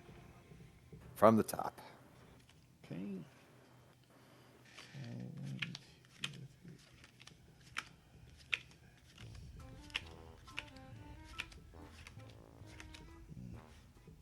13. Oh, Azrael has a physical deck of many things. I have a very fancy deck of cards that I use for my deck of many things. Ooh. So if you want to see, this is the back of the cards. Oh. It's going through. Oh, there we go. We Okay. can see it. I Ooh, see that's it. nice. Yeah. Yeah. That's pretty. So it's a Huh. very fancy deck of playing cards that I use. So let's see. So these are. Clubs is the last. It's two clubs. Okay, so no. So that's. I don't do bad cards. Well, cards that would be certain death. So. Was it the ruby or was it the No, it was the void. I really don't feel like sending Ah, this into the dimension. Nah. Oh, here comes the next card. Nope, just kidding. So pick a different card, please. We'll go top deck because heart of the cards. Okay. Cool.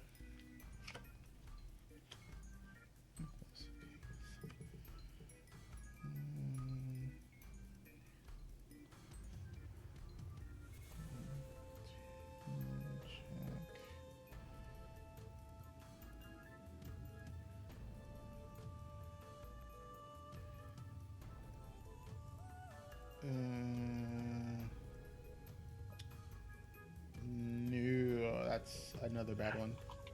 The universe is trying to tell me something. Okay.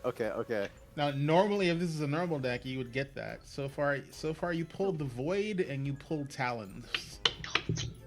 Oh. Yeah. So No, thank you. Let's try. Let's try for a different card, please. All right, number 3. So The third from top. the top. All right. Yep. Okay. Oh, that would be bad, yeah. Mm-hmm. Void. Yeah, that I've never is seen a them.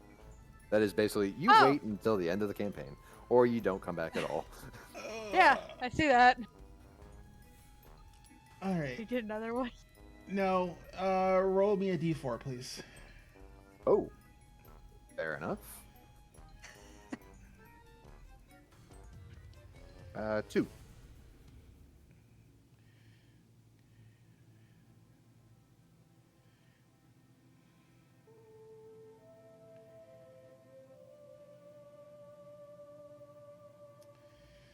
Okay.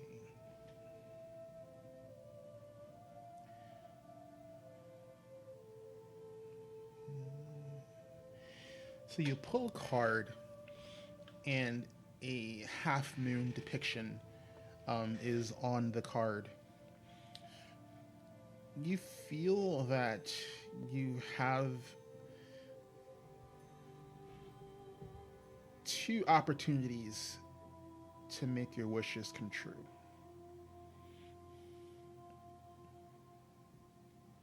Oh. Oh no.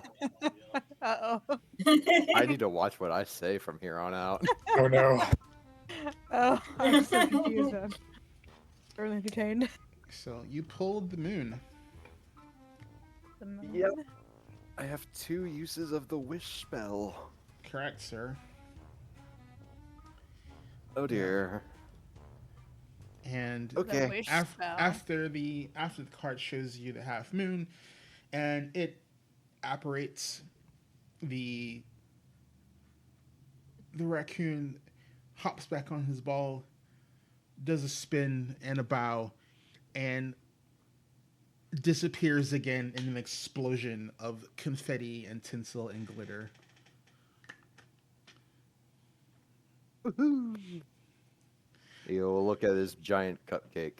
And others have seen this before, except for Milo and Ao. I'm not sure what you think of what just happened, but what just happened.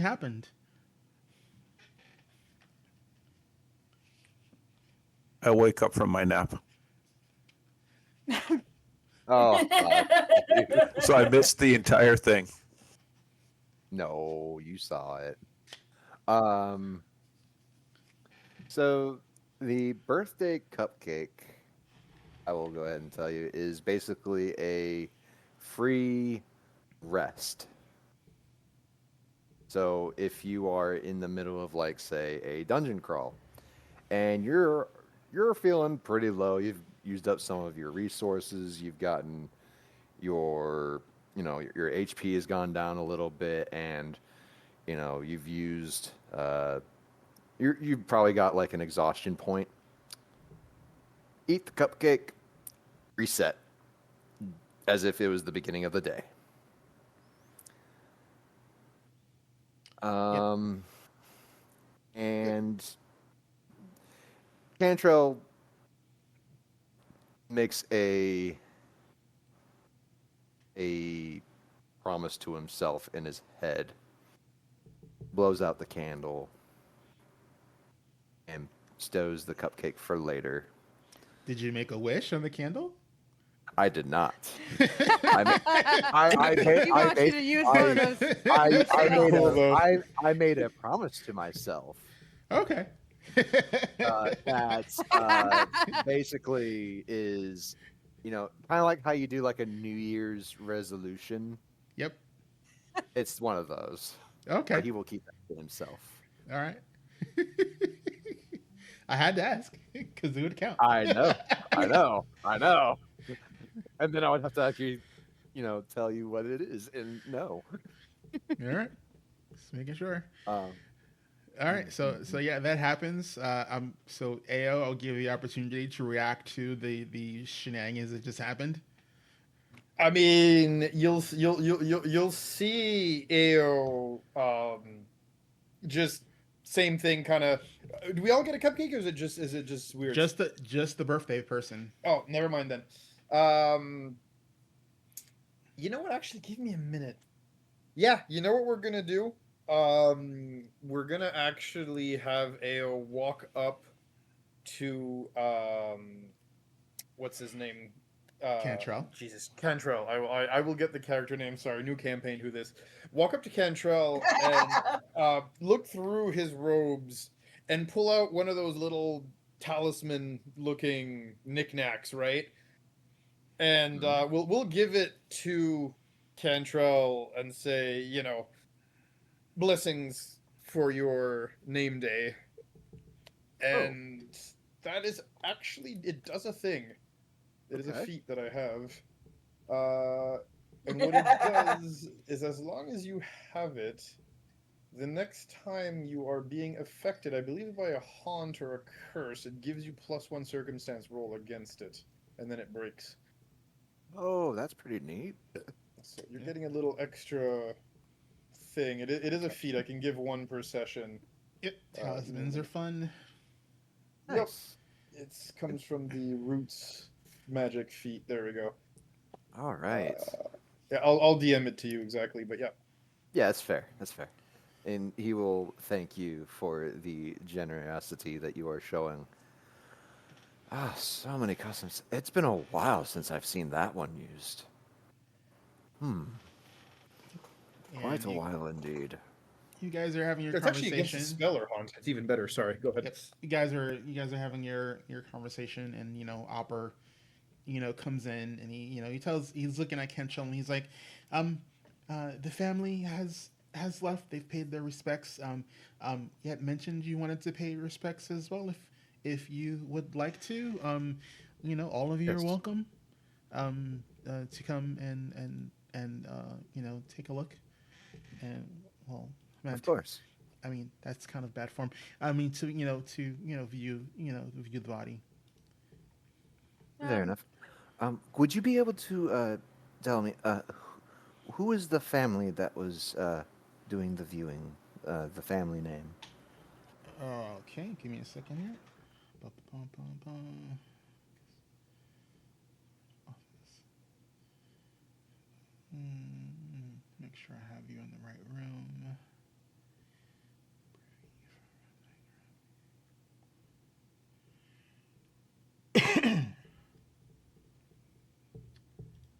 That's weird. It should be.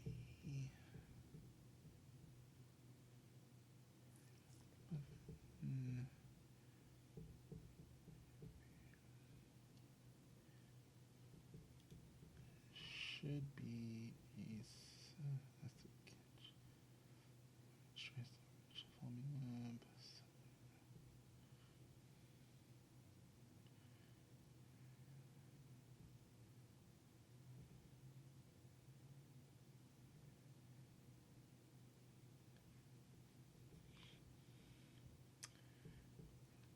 Okay, I gotcha.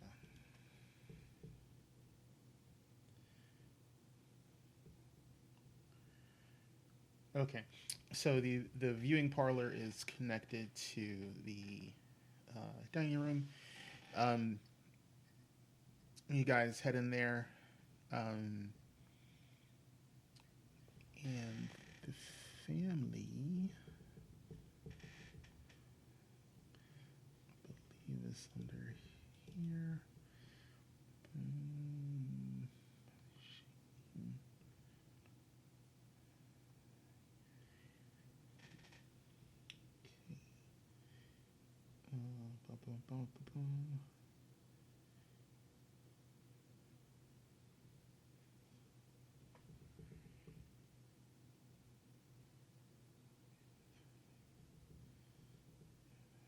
This is um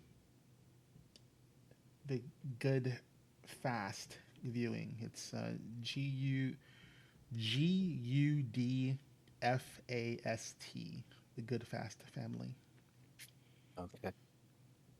All right. And he will basically follow Vandy in being silent, not smiling, but not doing anything eccentric. He is there as a viewer, a witness to what he perceives is a final rites kind of And Uh, sending. it's an elaborate room. It has um, there's a center piece in the chamber. It's a wide brick fireplace.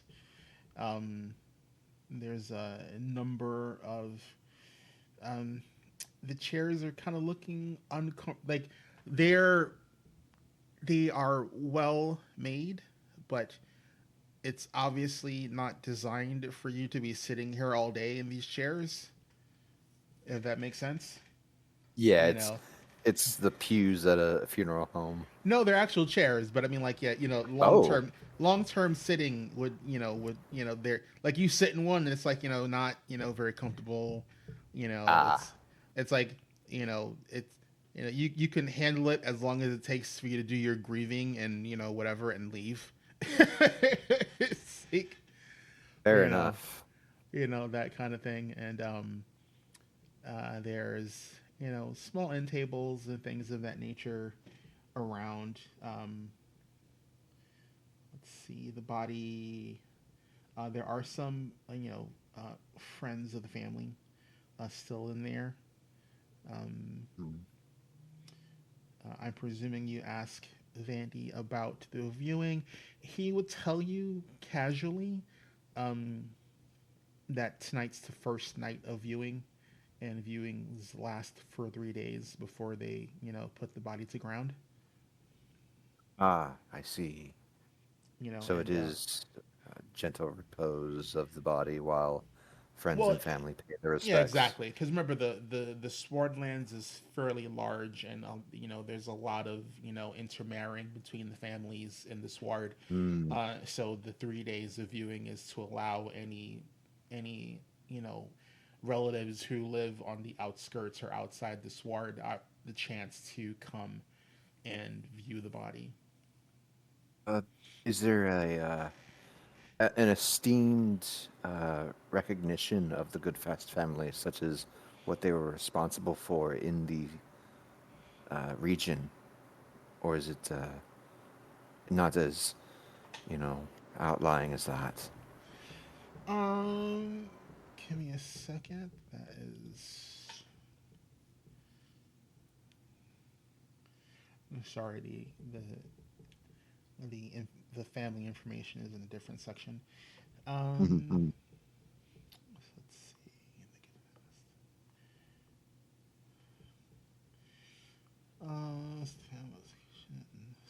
So,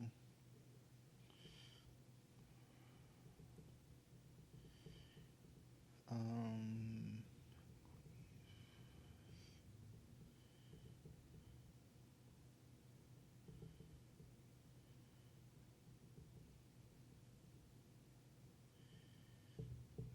mm,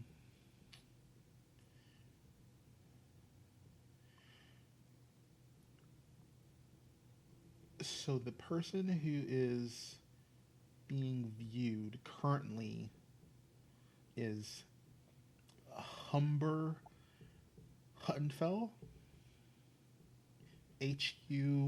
HumberHuttonfell.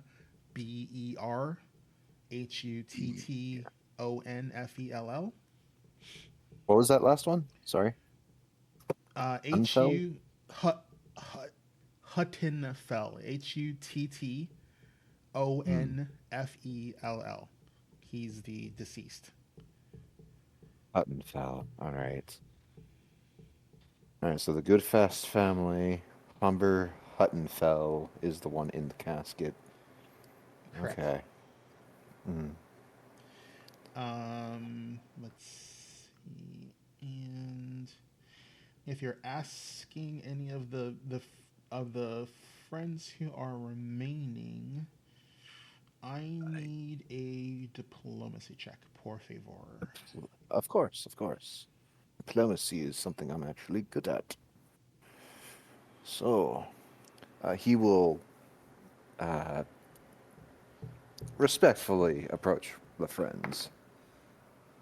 Oh, and get a 34 on diplomacy as he asks, I see that you are uh, admirers, or at the very least, good friends with the dearly departed. Would you be kind to share his story?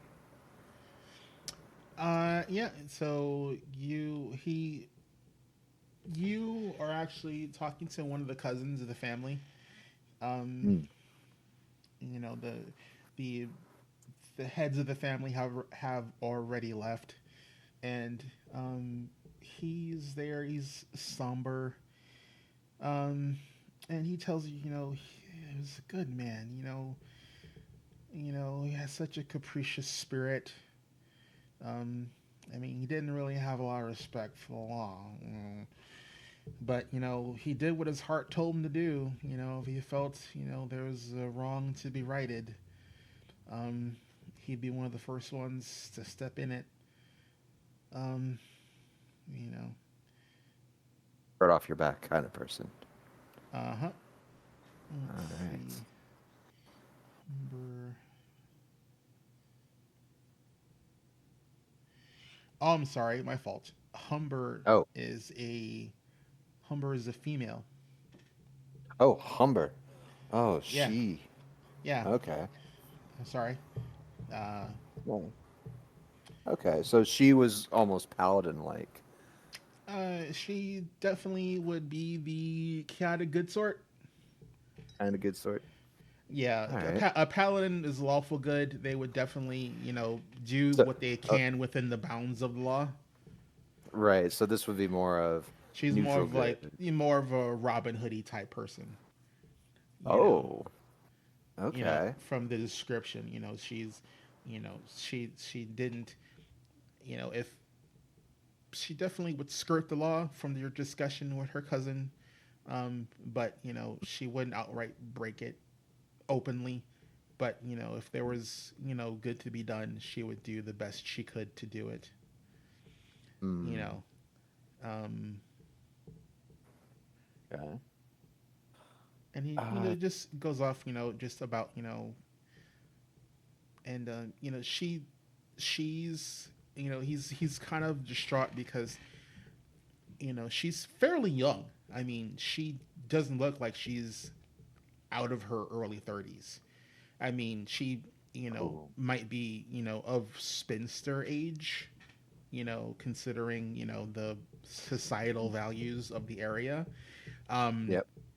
but she was a good woman. She looked after others. She cared for children. Just it was just it was the family. Just they had dinner one Sunday, and before the next family dinner, she was gone. you know Was this? So this was recent then. oh yeah, she is very recent. Okay. With she died within a 10-day easily. Mm, I have uh, an above board question. Sure. What the heck is spinster age? So because this is like a rural community, think of it like Little House on the Prairie. Like a single woman in her 30s would be considered a spinster. So they're a bunch of sexist assholes? I mean, if you want to call them that, it's just. Yeah, that seems a little weird to me, but fair enough. I mean, Okay, it you was just be. a above board question. Yeah, I mean, it's just that's just that's just how they are. Women marry early. Make big families because you gotta feed the farm, because the farm feeds feeds everyone, not just the community, but uh, Kratos and beyond are heavily reliant on the agriculture of the island. So that's just how things are. hmm. Um, do you happen to know the circumstances of what led to this? No, like I said, she was fine. She was spry, arguing with her mother about settling down, and and next thing she didn't show up to a family dinner. We were worried. We went to check on her, and lo and behold, she was passed. It was just At I her mean, own place or on the road? no, at home. She was, she was in her chair. She was reading a book, and she just Oh. seems like she passed. I mean, the authorities, checked, and there was, as far as we can tell, there's no sign of malfeasance, and her drink wasn't poisoned. She had no weird markings or anything. She just wasn't Um, alive. hmm. It's not impossible. Uh, sorry, I'm a bit of a tangent there. Thank you, and for allowing us to, at the very least, give respect, and the unfortunate happenstance of not having been able to meet such a person. hmm I need to know, is everyone else just being cordial and things like that, or you're actually doing anything specifically in the viewing room?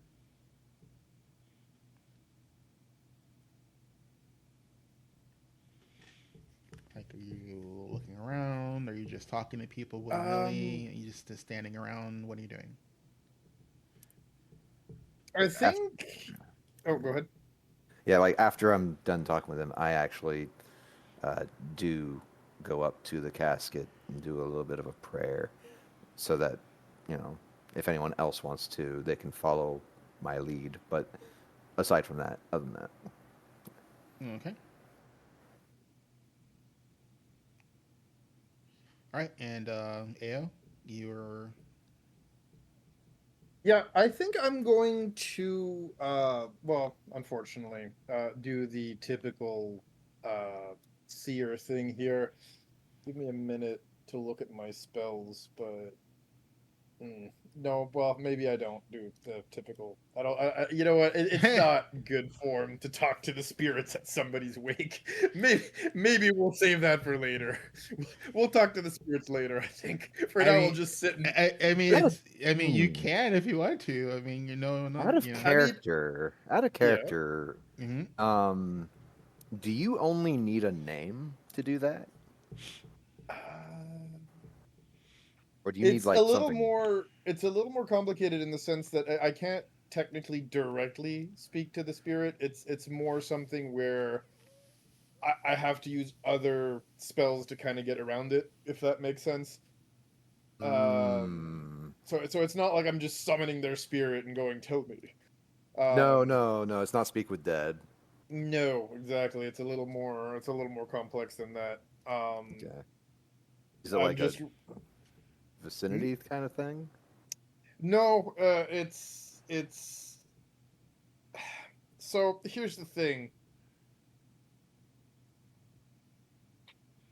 Do you it actually depends on one thing very DM oriented. DM dead body, object or creature?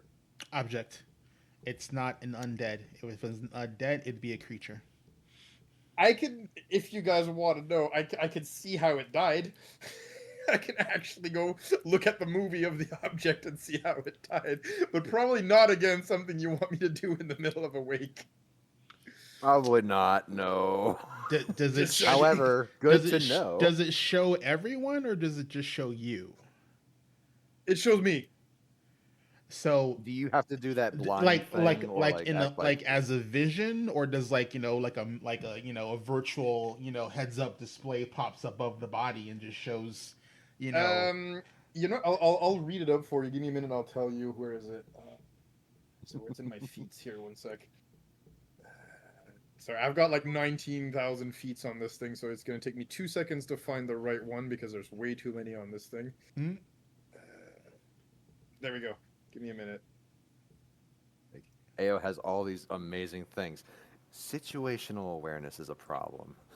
Yeah. Yeah, the thing that's fun with this character is if you're looking for something that's good at like figuring out information, look no further. In combat, meh, so, but figuring things out, yes, we can do decent things. Give me a minute. I will tell you exactly how it works. To get a vision of the face of the person who imbued the item with such emotion in the first place. So I would basically see the face of the person that killed it if it was killed by someone. Aside from that, Yeah, visions are personal, so no one else yeah, can it's see me. it. It's not. Yeah, like I said, it's just me seeing it. That's for sure. Yeah, guaranteed. So up to you if you want to do it now or do it later. Um, I have to touch the body to do it. So I think the way it would happen is I would probably do it like, you know, when everybody goes to like pay their last respect and they put their hand on the shoulder of the dead body in the casket or whatever before moving on, kind of thing. Yep. Mm-hmm. I would probably just kind of mingle with the rest of the group and do exactly that. Just while I do it, just see if I can't get a quick glimpse of a face, which would tell me, you know, the person was killed. Are there any rolls involved, or is just the spell just shows you? So here's how it works. I do have to spend 1 minute doing it, so I might be a little longer than the average person with my hand on the shoulder. Not And I just get it. However, I'm just a minute short when it comes to a viewing, dude. Trust me. yeah, so, you know, but, well, it depends. Sometimes it's like, come on, hurry up, because everybody's kind of doing it. But yes, personally, I think it's a minute is fine. But yes, if it's guaranteed to see it, but if the associated emotion is painfully negative, I might take 1d6 psychic damage as determined by the GM. So if you know she was brutally murdered, I'd probably take backlash damage for it. I mean, you're the GM, you can do more than 1d6 if you want, but I'm just saying that's what's written in the paper. Okay. All right. So you approach, you know, the body. You know, you're waiting for people to, do their thing. You approach. You kneel before the body. You rest a hand on the body. You know, silently saying a prayer as you cast your spell. As you cast your spell and the spell completes,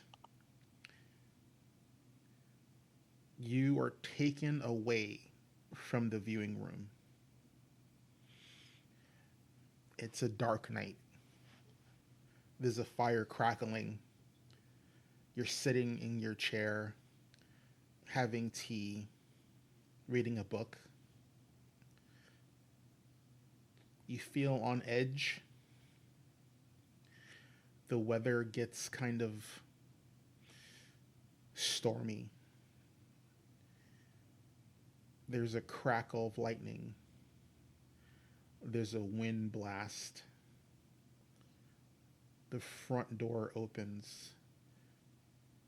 You see a young child, no more than 4 or 5 years old. Hair shoulder length, white as snow. Tattered clothes, sunken eyes. She looks at you, opens her mouth, and wails. And that's the last thing you see before you snap back to the viewing room in a jolt. And you take 2 points of psychic damage. Oh yeah. Okay. And we're gonna obviously disguise that as us being, you know, devastated over the death of, you know, this person, and we'll whisper a goodbye old friend type thing before just walking away.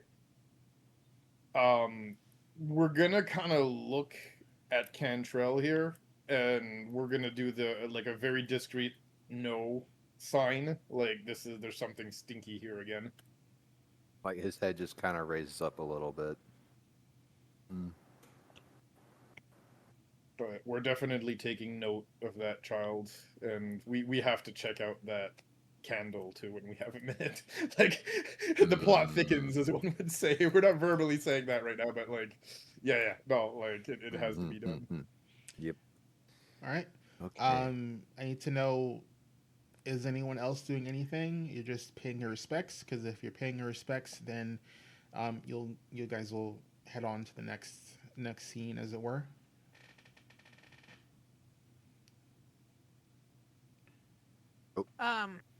While they are paying their respects, I'm just gonna take the guise of, I would like to pay my respects, but I don't want to leave Ashley by herself, because I don't want her to get the the munchies. So You want while me they're to all keep an eye on her? I've already I paid can my stay with her. I respects. don't think it'll be useful, but no, I'm you all happy to go on help. ahead without me. I've So already paid my respects. I'm going to grab Wolfie. if This that's is what all you while wanted. you all are already in there. Oh, So okay. I need to know: are you outside, inside when you're doing this? I'm outside of the viewing room. Still eating I'm the gonna dessert. no.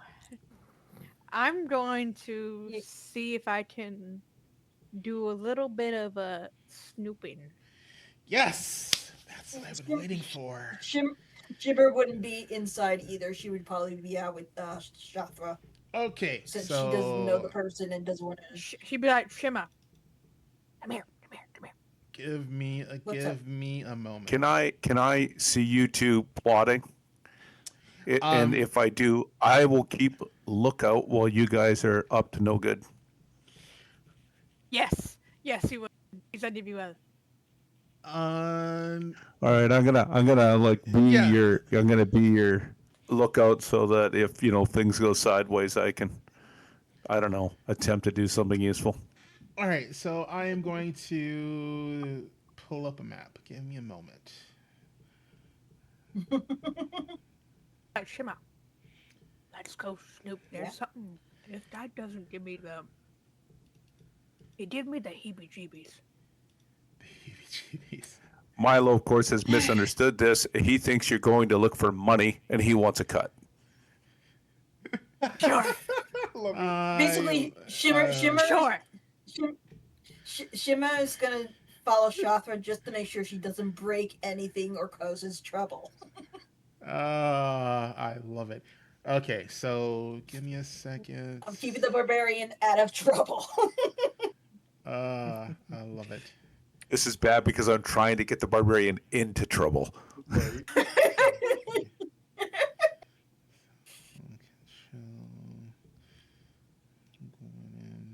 Give me a second. Okay. Thank you. Roll 20. God, you're being fucking slow as fuck. It's like, I don't know if it's like he's like a guy who deals with dead people, but he gives me the heebie-jeebies, and I don't know if he believes he's being haunted. I wonder why. Okay. This is an excellent excuse for us to go look for money.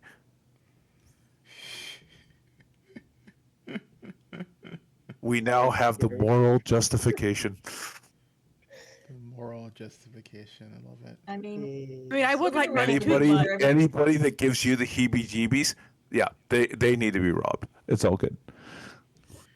basically looking around just to make sure nothing's out of place or something like that.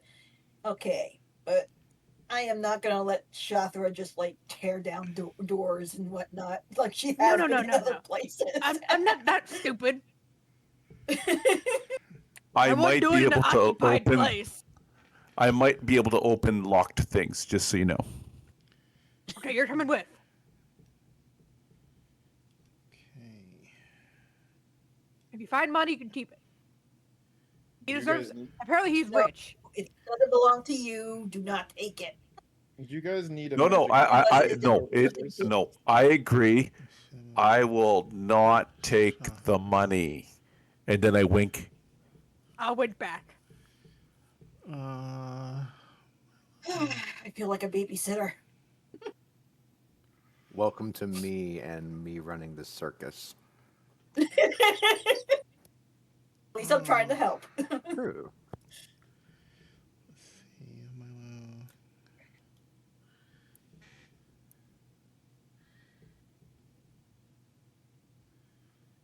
Milo. know why there's no token associated to your character sheet. I'm just trying to figure that out. Give me a hot minute. A minute to finish my tacos. Oh god, it's taking too long. All right, so Milo will have an Yeah, unfortunate- Milo realizing that Shima is I need morally to- conflicted. I He need will to- be extra careful not to break Yeah. the law while she's around. She is a monk, so. Just change the last 2 letters to M. Okay. Let's see. Did I say that wrong? No. Monk mom. She's the mom of the group. Oh, I see. Right. Like I said, she's morally conflicted. Yes.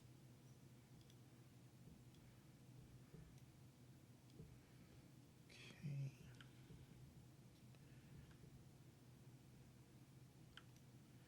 Okay. Give me a second. Just moving people into position.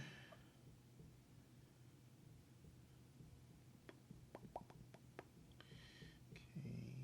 Yo's here. Control sitting back down. You guys are chilling. Adrian the was waiting for other- someone to say to go snooping. Oh yeah, totally. Was waiting for someone to say they were going to snoop. There's the whole thing about snooping in here. So I was just waiting. You have to trigger it. You can't. I'm never gonna assume you're a sneaky and scrupulous bastard like I tend to play in Pathfinder. Skeletons would be fine. I'm really sorry to interrupt. Give me 1 second. Can I just do one thing? Hi, Celise. Sorry, my kid was watching the stream and she was Oh. saying my name and asking for me to say hi. Aw. Hi, Celise. I love you. Mwah. Sorry about that. Aw. Okay. That's There we go. Thanks. that is Appreciate that. 100% acceptable. Thank you for letting me know the kids are watching. I will change my language. Okay. So I just noticed I'm sorry. You just into what? You just into. stream cameras. Because I switched to the map, so it's. Got it. Give me a second, because remember I have to switch to a different Right. thing. Okay, so you guys should be on a map. You should have view. If you don't, let me know. Because I'll have to update your dynamic lighting. I see black, but I can see myself a little bit. Okay, so you can see yourselves. All right, so then let me do this. Hold on. Grr. All right, dynamic lighting. I was hoping this would be automatic, but okay. Let me go back to tokens. I attack the darkness. Okay. One of my favorite activities. Token. Light. I assume you guys have all heard that Yes. thing before. I cast fireball at the darkness. Well, yes, I magic. cast magic missile. Magic. Magic missile, that's the one. There we go. Do you have any Mountain Dew? Oh, Jesus. It's some No. old ass jokes that I love. I've seen things. Okay, I'm slowly changing everyone's vision, but That's all good. I've been playing long enough that when I first started playing, my mom, she's God bless her, she's very, very Catholic, and she was like, "Well, you have to come over to our house and play, so that I can see what's going on." You know. Is that my Makes- Halloween token? And then afterwards, she goes, That's math. "You guys just sit around and do math." that's the Yes, token that's that basically was it. transferred in. So Okay, yeah, that's the Halloween token. yeah, I'll fix them later. Yep. Let's see, Pathfinder. Like, why does that look weird? Oh. Yeah. Let me see. Because that's the token that's associated to your character sheet right now. So the one you copied from the vault. So I will have to fix those later. Oh wait, nope, I can do this. Just- Okay. Just so you're aware, I can only see a black screen at this point. I- But I know you'll fix it. It's all good. I gave you vision. Let's see. Token. Yeah, you have vision.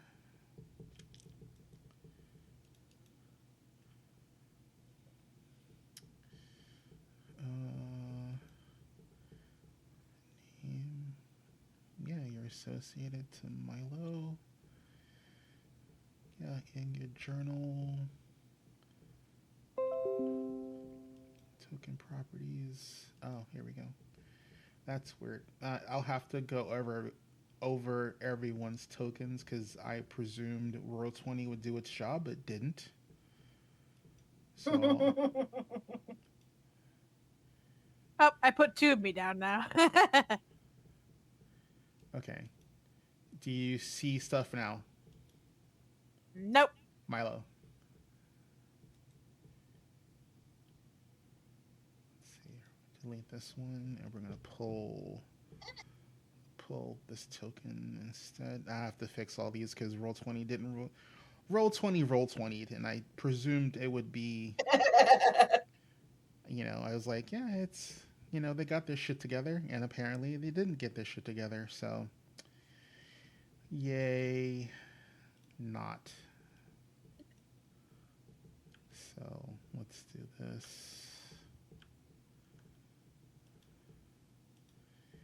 And boom, boom, boom. I'll fix this real fast. That's Shimmer. And vision is visible. Okay, Ash. Because I can see that your vision illuminates. So I'm not sure why you're not seeing. I mean, if I have to, I'll just turn off dynamic lighting on the map, but all right, so everyone's vision is turned on. Give me a second here. Yep. All right, so do you see or do you not see? And let me switch over to map for the viewers. I see the dining room with the tables and chairs. Okay, because that's where you are.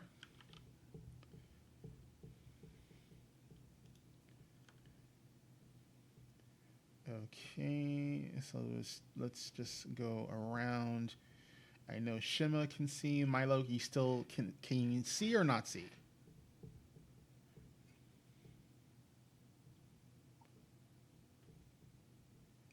Not see?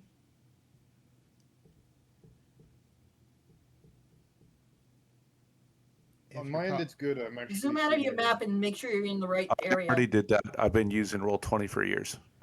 So, Okay. All right, yeah, so, I did all that stuff. all right, so Shothra, can you see or not see? Nope. All I'm right, the only so- one. That's weird. All right, so I'm just gonna turn off dynamic lighting. Give me a second.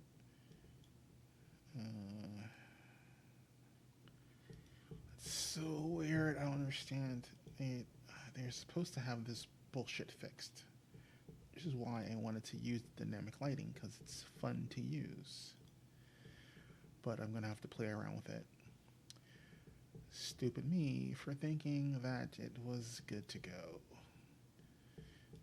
Dynamic lighting. There, we'll just turn it off. So now everyone should See see. the other token. Yep. Okay. I see Shothra's other token. I deleted it. It's Okay. off to the side for me. Deleted the other one I had put on. Let's see. Yeah, I deleted whatever spawned. It's not there anymore. Not for me. Okay. I only see one token for Shothra. Okay, so it's just my map then. You might have to refresh the window. Roll20 does that. And give me a second. I'm gonna Doing that zoom in. now. Gonna zoom in so folks can have There we go. a better look at y'all. That's where everyone is currently. And I'm going to do this. Shift C. Oh, Shift C, not Control Z. So that's the new token for Jathal. Ooh, very Hey, got an himbo-y. upgrade I there, love it. Gwen. So that I is love that. that is what Gwenin chose. She gave me a choice, and I said I like this one. She agreed. That is now our resident himbo. Very himbo-y. I like it. That is the resident himbo. So you guys are gonna snoop around. Milo's with you guys. He excused himself. You guys are there. Ao had his vision. All right, so are you guys gonna start snooping in here? Like where are you guys going? I need to know. I feel like there wouldn't be anything in the dining area, so Shopper's just gonna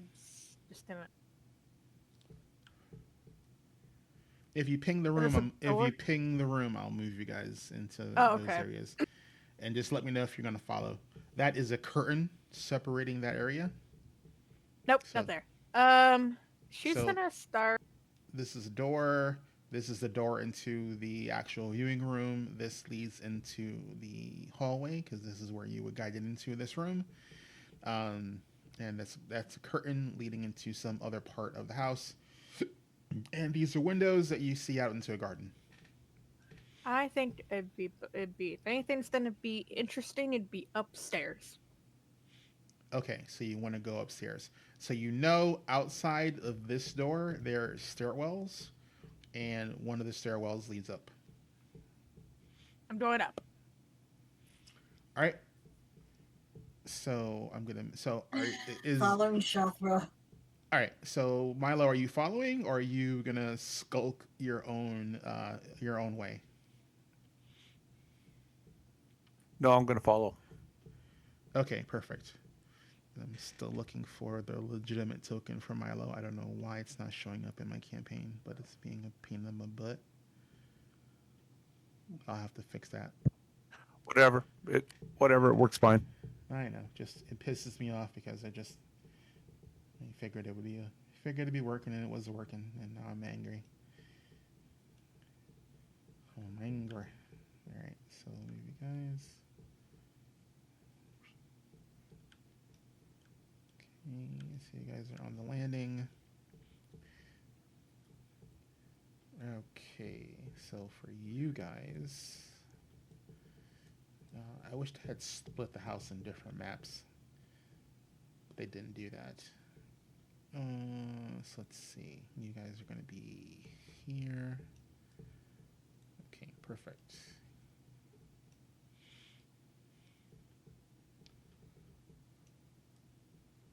Also, Shima is gonna have her listen out in case she hears anybody. This way, she can warn them that somebody's coming or something like that. All right. If she has the cat hearing. Cool. Give me a second because I need to adjust the map for everyone else because now you're split focus. So I apologize. I'm just going to move the map over to where the other party is right now because that's where the focus is of what they're doing. So the other team is doing their thing. Okay. All right, so I need to know. You guys are on the stairwell. You have a couple options. All the doors in the hallway that's in front of you are closed. So I need to know where you're heading. I just gonna go to the first door that I see. Okay, well, there's two doors you see. There's this door, and there's this door. So left or right? I flip the coin.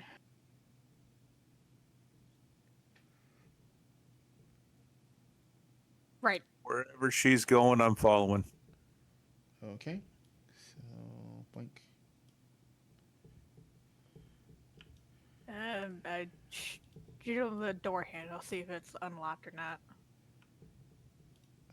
Game. Why are you being? Oh, because I pressed the wrong fucking button. That's why. Helps if I press the right button. Well, the correct button.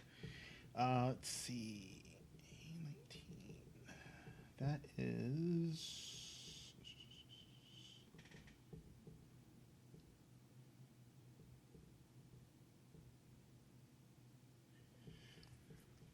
The door is unlocked. You step in, and it is a.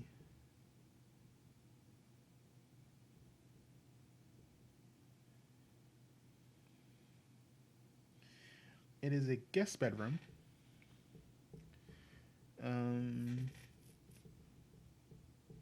Comfortable bed. Comfortable furnishings. There's a small fireplace. It's on the guest bedroom? Yep. This is basically, you presume this is one of the rooms that you guys will be. A19. Am I reading the right one? That does not look like a bedroom. Yeah, I was about to say, it doesn't look like a bedroom. Am I being the dumb? No, I'm sorry. I'm being the dumb. I'm reading the wrong. That isn't. It's an office. My fault. It's so stupid. Ah. I'd say, look like an office, but I'd say that'd be a weird bedroom. That's not a bedroom. Like Finch. Why are you being the dumb? So you guys go into the office.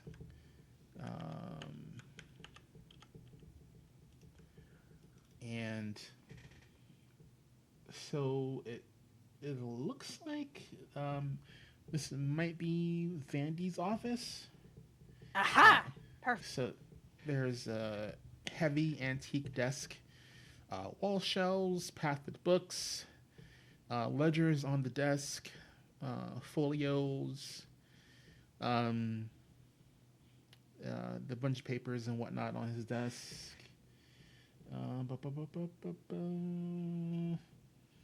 Yeah, I'm guessing you guys are gonna search the room. I'm gonna close the door behind me very quietly. Shima will be by the door just in case she hears anybody. All right. So I need to know who's searching specifically. I am. Okay, Milo, are you searching as well or not? I can help out. Okay. So What's the skill? What skill are we planning on using for this? So you would roll a perception check, and if you meet the DC, you give her a +1, or you can search independently. No, I'll give her a +1. Right, so It's gonna work because I have a thing. Yeah, so I got a 29, but if I fail, I still give her a +1. All right, so Shatra, you have a +1 to your search. Give me that perception check, please. I'm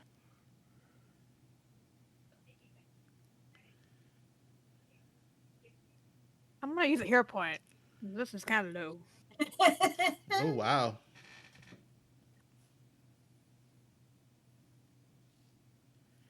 I love when you have to use the hero points.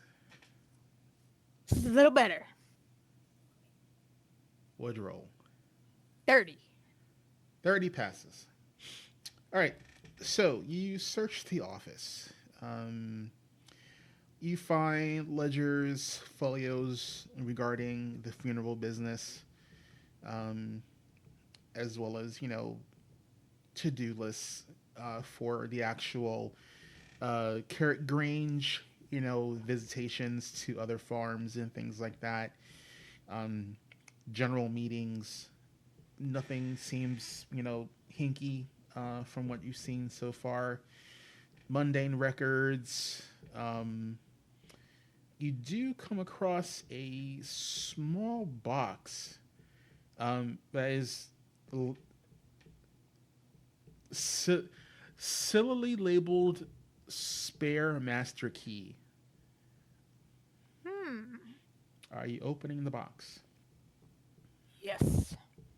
The box is empty. Hmm. This was supposed to be the spare master key, but it's gone. Yep, that's the only unusual thing you find in the office. Everything else, he seems pretty above board, at least as far as his office is concerned. There's got to be a secret passage somewhere. Something. Not in this room, as far as you can tell. Hmm. I'm presuming you're gonna go somewhere else. I don't know what's behind here. What's in this? What's behind this door? Is this door unlocked? Always assume that I'm following her. Yep. You can move. You have permissions to move your token. So if you want to move him into position, that's fine. Let's see.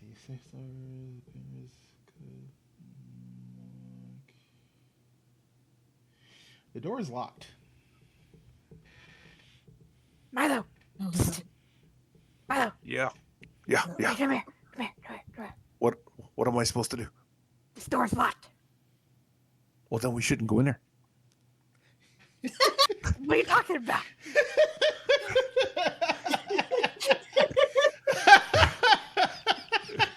Oh. If it's okay, fine. I'll give it a try. Okay, I assume it's a thievery roll. Yeah. I love the fact that initially the rogue goes, maybe we shouldn't go into. Well, he's probably looking around, looking at Shima, and going, "Is she gonna let me do this or not?" Oh, I love it. Thievery roll, I assume. Yeah, totally a thievery roll. As long as they 23. keep her from breaking down the door. Oh, 23. my God. Let's see. 23 does not work on this lock. Yeah, I look at her and I go, "I think you should try it." If I do that, it's gonna give me away. Should you try it again? Am I allowed to try it again? You would have to wait in game Yeah, 10 minutes. Like that's usually the rule. So basically, like Yeah. you can continually try, but there are other I people could in the use house. I could use a hero point though, couldn't I? Yeah, you fill the check. How many if you hit want. points do we have right now? Just one? Everyone Two. has two. You start off with one, and you Okay. get one after the I'll break. try again then. Why Right. not? I mean, it kind of rolled crappy last time. 35 this time. Right, 35 is a success, not a crit. So you like you take a deep breath and you like jiggle the lock. Okay, and then I just look at her and I go, I don't know. I think you should try pushing on the door. Then as soon as she touches the door, I'm gonna just let it go open, Yeah, and then look at her and go, "Holy crap, you're good at this." I Right. know. Thank you. This room. Shima just shakes her head. So there are tons of boxes and shelves. It's some sort of storage room. So if you're gonna search, I need perception checks. Okay, what is your perception anyway? 14. Okay, mine's 16, so I'll just give you a +1 because I think that'll be a more useful thing. Agreed I too. got a 36, so you Oh, can. he did better. have a 30. No, well, I was going to give you a +1, so you can have a 33. Cool. 33 is a success. All right. So you basically rummage through this room. Let's see. Within the shelves, you find basically sensitive records, personal finances. You find an accumulation of personal wealth. that unless you're going to count it, I'm not going to tell you how much wealth is there, but it's a significant amount of coinage. Damn, this dude's loaded. Shima's in the other room, right? Yeah, Yeah, she's by the door making sure nobody's coming you can around. probably hear us. To Okay. be honest. I know. Okay, look, just grab a little bit. Not too. You can't. We can't take the whole thing. I mean, I'm not opposed. No, I know, but he might suspect us if we do.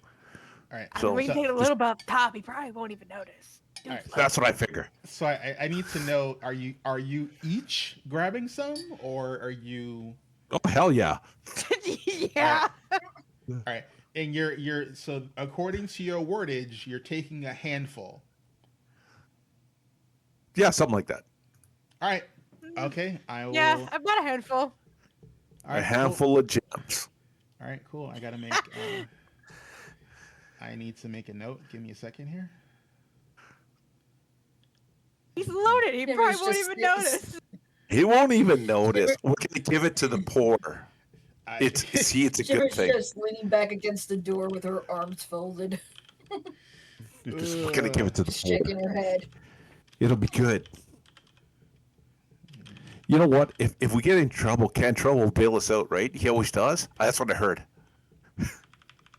I mean, I got into a lot of problems, so yeah, pretty much. Nice. What a great guy to have around. Exactly. oh Jesus. When Cantrell legitimately is being used. Cantrell, this guy's chasing me. What do I do? All right. Sorry, I had to make some DM notes to remind me that you guys successfully thieved some coinage. I will write down the specifics Thief later. is such a strong word. Procured. Road. Procured. Borrowed temporarily. Yeah. Gotcha. Okay. We'll pay it back eventually. at some Maybe. point. When we die, we'll come back here. We'll have our funeral here. See? Yeah, we'll give him business. There you go. We'll send all the dead bodies here, and then he'll make money. Yeah, Did I we'll be not? fine. Oh my God, we are gonna get in so much trouble. Oh, we're gonna Give me a sec. I wrote down my note in the wrong spot. When Did it karma not comes, did it not save? Roll 20. As long as we give, from my understanding, the circus, you got to correct me, but the circus runs just like the mob. So as long as we give Cantrell his cut, he'll be fine with it, right? Wow. Well, he's the mob boss, so I assume that we have to do a kick up, right? Well, I wouldn't put it. Who's the to use Caballero? I haven't figured that out yet. I figured out that Cantrell's the boss, but is it Gwennon? Is she the Caballero? And who's the underboss? I don't know what Caballero means. I don't know about the. I don't know who would be the. Maybe. I don't know who's the underboss. Is it Shima? Maybe. Maybe. A bit. Yeah. Yeah. I think Gwennon is Caballero is the one that does all in the lawyer. Oh. Yeah. Oh, That's Gwennon. The lawyer is the conciliary. Yeah. Sorry, that's what I meant. So if you're talking about the lawyer, that's the conciliary. That's Gwennon. I can tell that Siva is. We do looking have at somebody the else screen that's kind of we're like insane. that's kind of like a lawyer. That what's his name? What's the guy? Well, he's not in charge if you don't know his name. He's an NPC. I forgot what the name is though. What's one of the NPCs that's he was kind of like the assistant to the ringmaster before the ringmaster died. I forgot his name. Oh, I have to grab his token. But Oh, yeah, don't I worry. know We're you're just- talking about. that's fooling around. That's the lawyer. That's the lawyer. Ah, All right. So you guys. got my old mob. We call him the FNG. Yeah, Jesus Christ. I love it. So you guys steal some coinage. You made the check. You don't have to roll for thievery for the stealing of the coins because there's nobody in the room except you two and your accomplices. Yep. Um, That's how this rolls. all right. So you also find amongst the boxes, you find a handwritten note. It's fairly old. You check the date, and the date is from 15 years ago. Um, the note indicates that Opper has an outstanding debt to someone named Roger Swinton, and it's Rogor. Last name is Swinten,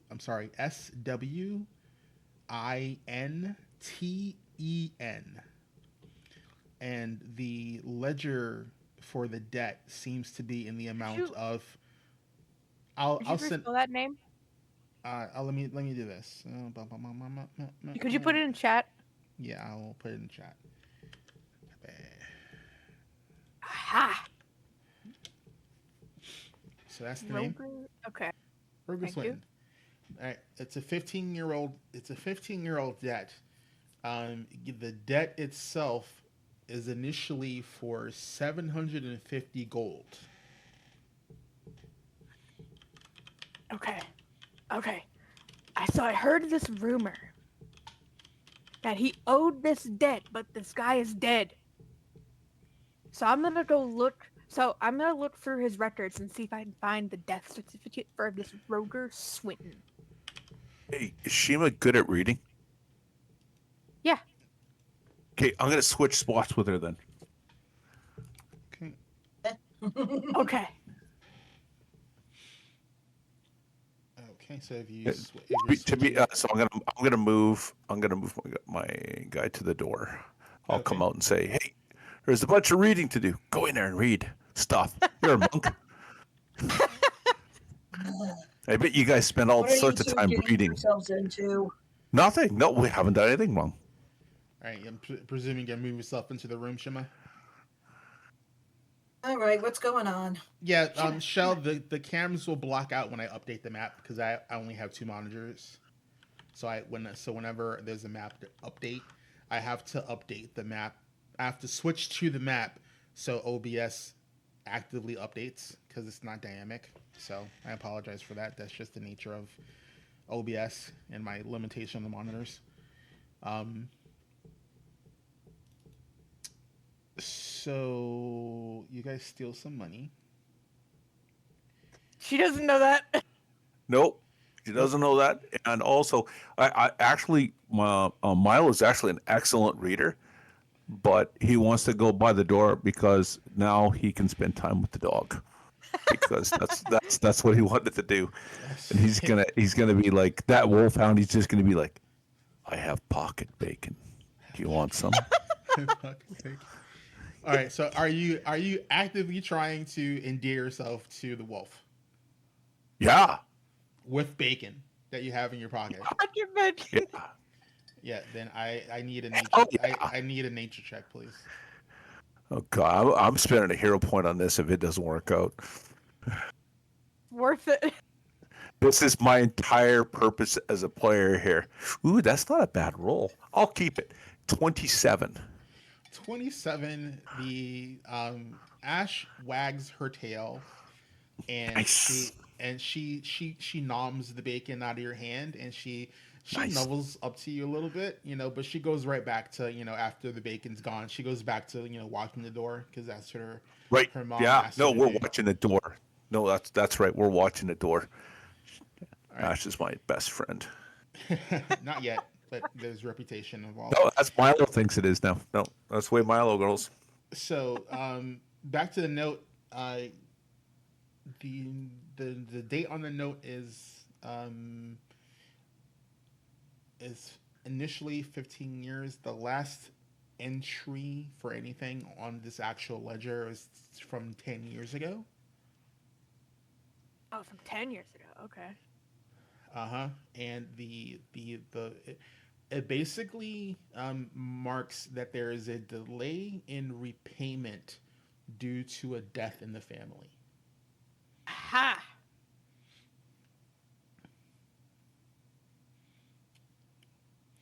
And you're looking for specifically, Someone either in this family or this guy in general, because there was a rumor that says that the person he owed money to died. yep. So this is this is the person he owes money to. You can make an educated guess that this is the dead person that he owes money to. So she's gonna tell Shima. So Mhm. I heard a rumor that our wonderful host here, he owes money to somebody, but the person mysteriously died. Okay. And there's this note, and she shows him the note that says this is the guy he owes money to, 750 gold. To this Mhm. Roger Switten. But I'm fairly certain, according to the rumor at the bar, this guy's dead. So there should be record in here somewhere that he died. Or Okay. someone related to him died. So we need to find the record. As I don't believe for a minute that he thinks he's haunted and then that's why there's people around him dying. That just don't happen. Hmm. If he owed money to somebody, I'd want them dead too. Because I wouldn't want to pay him back. I'd probably want to kill him. Then I have to pay him money back. Milo's not in the room, but he's nodding his head instinctually.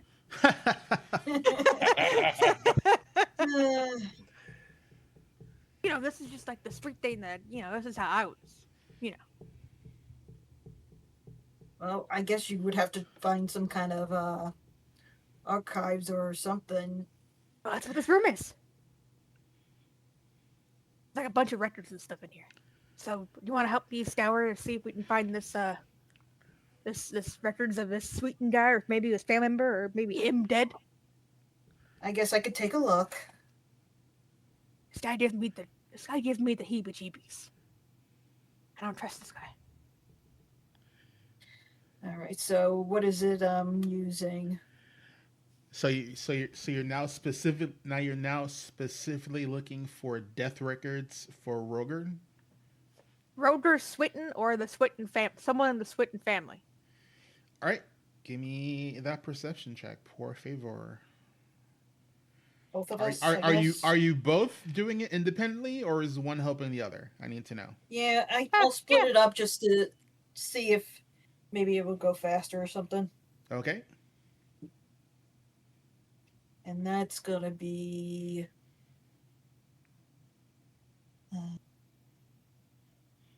31. Okay. I have a 25. All right. So you don't find anything, Shrathra, but Okay. Shima, as you guys are searching through stuff, Shima does find some records from roughly 10 years ago regarding um, regarding Roger Swinton's death. Um, from the report that you find, it seems that he died from some sort of farming accident. Accident. Yes, accident. He says in air quotes. This Exactly. now this now the what you have is basically the report from the doctor. This isn't the mortician does not due cause. So the constably and the actual the town doctor determine that stuff. So basically, from the records that you have, it's deemed an accident. He was buried specifically for him 10 years ago. Um,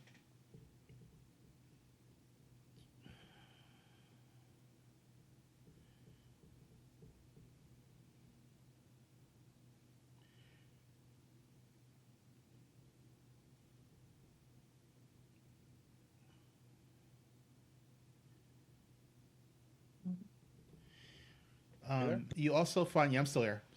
I just wanted to, because the family history is a little bit hinky.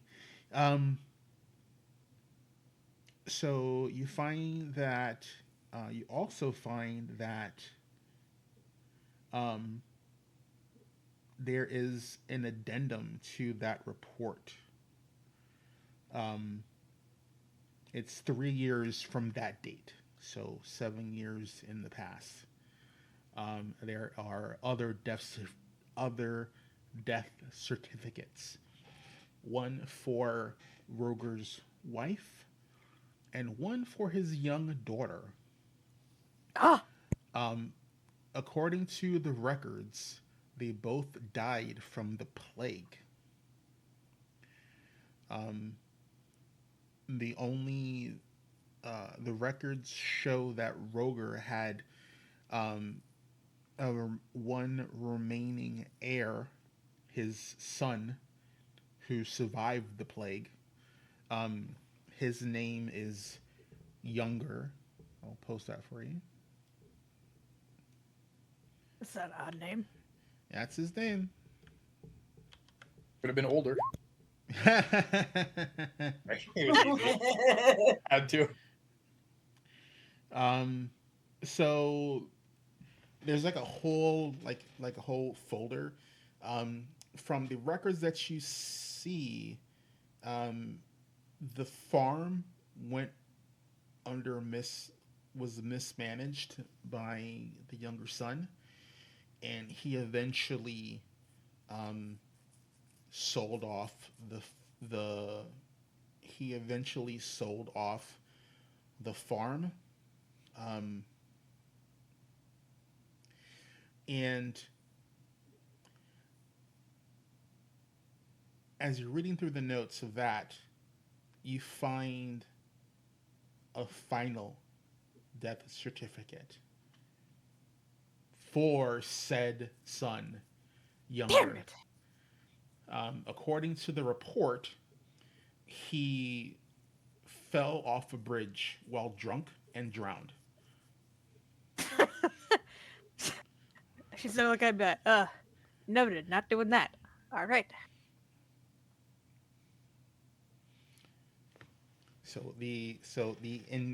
The entirety of the Swinton family died under mysterious / tragic circumstances. Hmm. I have to ask, did he have concrete shoes when he drowned He- off that bridge? it doesn't say he had concrete shoes in the report. Damn It specifically says that he left the bar that night in a drunken stupor. They found him near the bridge, drowned on the shore. He had all the signs of someone All right. who was drowned or drowned. So Just a funny the mental husband image. died 10 years ago. The wife and daughter died in a plague 3 years after that. Yep. Yep. And then a few Wow. months after the mother and sister died, the son died from apparently a drunken accident. Rio, I'm not coming. You're gonna have to go eat supper without me. Aw. Aww. She has told you open door policy. Yeah. She will live. Okay. So The who's question is, the- will you? Not her. It's not her I'm worried Yeah. about. Yes, yeah, that's my girl. Right? And Married her. this was a family that he owed money to. Mhm. Uh-huh. The guy owed money. Sorry, I'm just so from the documents that you found, it's like the family, there's no mention of any repayment to the family at all. You're not sure if the family even knew of the debt. The only thing is that you have the ledger of the debt going to Roger. But Can you- if the family was experiencing hard times, The gold would have certainly helped. Opera could have, given them the loan, their payment back. Yeah. He He obviously sure he could have. obviously has money, and you know that because there's a large stash of money in his vault area. So, you guys have been up here for several minutes. What are you guys doing? You Can I should make take sure note that there's of the doctor? 750 gold missing out of that box. That would be funny. That'd be amazing, actually. I already know how I'm gonna They roll. didn't How read much? about I it. already know how I'm gonna roll. How much gold you guys took? So, can I take note of the doctor? She's gonna take a piece of parchment from her pocket. She's gonna write down. I want to know the doctor's name. What's the doctor's name that did all these death certificates? Let's see. And did he do all of them? For Was it each the same one. doctor If there's that- a different one, if it's a different one, I want to know all of them for each one. If it's the same one, I want to know that one. I don't have a name specifically. If it's not the town doctor, then Yeah, That's fine. it would be the town doctor. Okay. But case it has to change. all of the paperwork seems to come through whatever the local constabulary Okay, is. So check in with local constable. these are acknowledged deaths. So if there's any public records or records you can access, you're almost positive they would have something.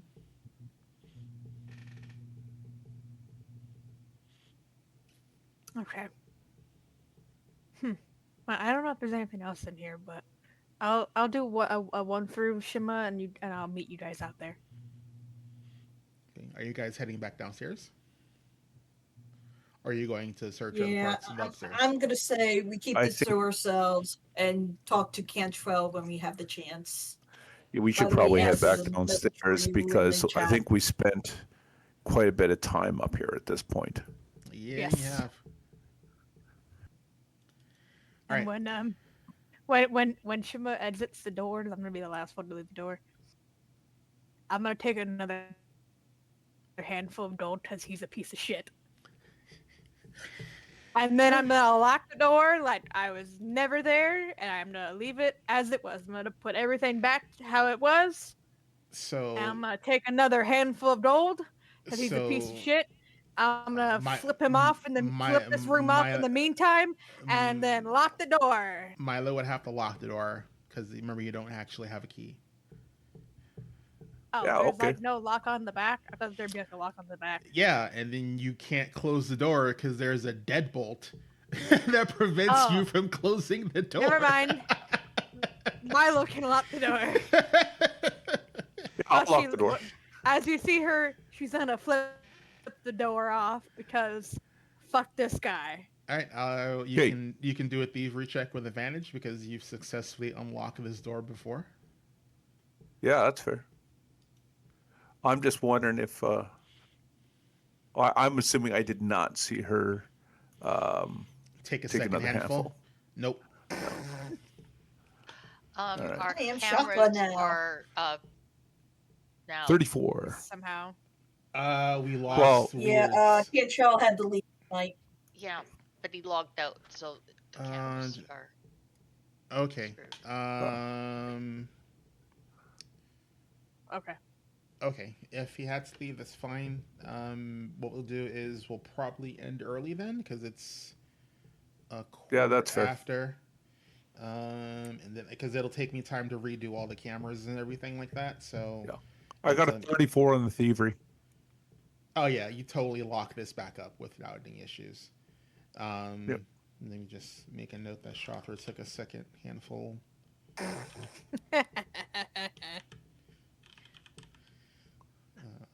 What I'm disappointed. Well, Milo doesn't know this, but when he finds out, he's going to be disappointed that you didn't tell him.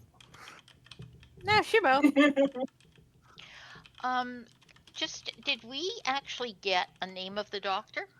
Did you find that? No, I have to look it up because Oh. it discusses that the records are held by the constabulary. It doesn't really go over the actual Oh.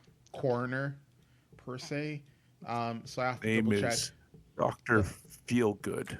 But I will make up a name if need be for that area. Um, but yeah, Too late. these Make were it then. these were public deaths. So yeah, so the local law enforcement will definitely have records of them. And if you guys can get access to them, because remember, uh, they may not be open to the public. But you're Well, I'm sure Cantrell can. He's the man. all right. So you guys do that. You go back down to the viewing room Yep. and meet everyone else. They look at you a little bit, whatever, because you guys were gone for a while. We were having a private moment.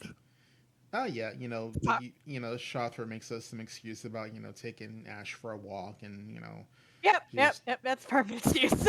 chasing Oh, I some had to really use the bathroom. chasing some rabbits and shit and whatever. So how we'll end it is basically um, the the the butler and the maid will clean up the dining room. They will show you guys to um, your rooms for the night. Let's see. I guess We're sleeping here. Oh shit! yeah, you guys were invited to I stay forgot. here. Yeah. No, this is going to be kind of uncomfortable. I have things I need to do before bed. We will have problems otherwise. Yeah, so let's see. Yeah, there's enough guest bedrooms to house all of you guys. Vandy's Did you say personal we would have to double up though? yeah, Vandy's personal bedroom is also up here, but there are one, two, three. Is that one of guest room as well? No. So there's three guest bedrooms with enough room and bed space for all of you to occupy. However, you guys want to, split up and sleep in the bedrooms. Sure. Yeah, and Shatra is gonna tell Mr. Hopper Vandy, very nice of you. I booked a tavern room because Ashy just, if I try to sleep with any of them, she's just gonna take up the entire bed, and then one of us is gonna end up on the floor. So it'd be best if she just me and her sleep together in the tavern. I don't want to put anybody out. yeah, he says that's fine. He recommends um, a tavern for you to sleep in, and he writes you a letter of introduction, so that way you get a discount for your Thank you. for your stay. He's presuming that it's gonna be for the duration of the stay of the circus. So yeah, he'll Little write. does he know he's actually paying for that, but we don't need to tell him that. Jesus. Um, no, I love it. I love it. But yeah, so yeah, he does that. Yeah, and he tells you there that he made a note for allowance. Usually, animals aren't usually allowed in rooms, but since you're helping, the Swardlands, he's asking the tavern keep to make special dispensation for you. So you can keep Ash in your Oh, thank room. you. He will let you know that because even though she's gentle with you, I mean Ash does look kind of ferocious. He will say that he can't do anything about discounts if there's any damage to the room. There won't be. She'll be fine. Thank you. I totally got covered. I won some winnings at the bar for my arm wrestling. All right, cool. Yeah, he'll do that, and so yeah. So thanks everyone. We'll continue this next week. Unfortunately, one of our players had to excuse themselves for a personal issue. And I just want to make sure everyone's here for the next coming parts because I need to know specifically what people are doing um, in the Vandy house if they're going to continue doing things in the Vandy house because there's a lot of intrigue here. I need to know if there's going to be more skulking or if there's going to be moving around to other parts of the Swordlands. And I'm pretty sure AO is planning to do some shenanigans. There's a few things in the cookbook. In the room. Is that something you want to do now or wait until next week? Well, there's stuff in the room I want to do, and there's a little bit more shenanigans I'm gonna do that involve me maybe or maybe not looking like the owner of the house. As one funny thing about being a kitsune with the feat that I have is I can basically do a real illusory level 3 disguise in the sense of changing my face to look like anyone's and body to look like anyone's, and it's an actual physical transformation. It's not an illusion. So we're gonna have a lot of fun. Look forward to it. Oh boy. All right, yeah. Just you send me a DM with. I'll DM you the stuff. Yeah, so what you're planning to do, so I can ready for that. Yep. Jesus fucking Christ. All right, thank you. Sorry. Oracle is a fun and balanced class. Thank you everyone for spending your day with us. It's fine. We appreciate it. We are the all Wayward fun. Wanderers. I'm your DM, Ezrin. This is not the only show that we have here on Behold Roleplay. Oops, wrong. Helps if I spell it correctly. Sunday is our only show, weekly, where I take these rapscallions through intrigue and wonder and the Isles of Kurtos. On Mondays, we have our longest running campaign, which is Destiny Forged. Where we're basically in the middle of figuring out some sort of planar drama that's going on. Gods are abandoning pantheons. We just last session killed a hag dragon. That was crazy. Yeah, lots of weird shit happening there. Tuesdays, this coming Tuesday, we're still on for this Tuesday, right, Salt? Yes, sir. All right, so this Tuesday we're going to have our Tuesday game. That's every other Tuesday, which is Tales from the Outer Rim, which is a Star Wars 5e adventure. We're currently on. Lower level of Coruscant. We're in Coruscant. We're in the bowels of Coruscant, trying to figure out some crazy stuff that's happening. On Thursdays we have a alternating shows. This coming Thursday, I believe, is our Mass Effect show, which is basically a 5e Mass Effect show that is run by Zoro. And the alternate Thursday is the Tricorn Isles. I think it's still Tricorn Isles. There's a reset because bad things happened the last Thursday. You got watch that. I can't explain it and do it justice. Just shit happened. Then on Saturdays, this past Saturday, yesterday, we have our morning game where it is Downfall of Propriety, and then at the night is the City of Redemption. This coming Saturday, this upcoming one, is going to be our Withered Waste in the morning / afternoon. Followed in the evening, hopefully, by our Vigilant 6 campaign, which is our superhero campaign. So I hope we're anxious to get that back and running again. And then I believe, Zoro, correct me if I'm wrong if you're still in chat, I believe the first Sunday of next month is the resurgence of Behold Lore, which is our monthly podcast, where Rojin, HP Fox, and Zoro go over D&D things, specifically involving the channel, character lore, campaign lore, and things of that nature. And you can ask questions, and they'll be answered when they can. And things that it's pretty informative. We do have on our Discord channel, and I'll put that up. We do keep helps if I can spell today. Apparently I can't. We do have a section in the our Discord channel that goes over not only maps but character art that other players have submitted, um, some lore and things of that nature regarding the different campaigns. So give us a chance. It's a sizable community. Everyone's pretty open and friendly. So please join us there if you have the opportunity to join. We'd love to see you there and bring you into the fold. And with that being said, thank you again for spending your Sunday with us. We'll catch you next week, and we'll hopefully see you tomorrow for shenanigans on Destiny Forged. So, see you guys later. Good evening, everyone. Later. Good night, Ale.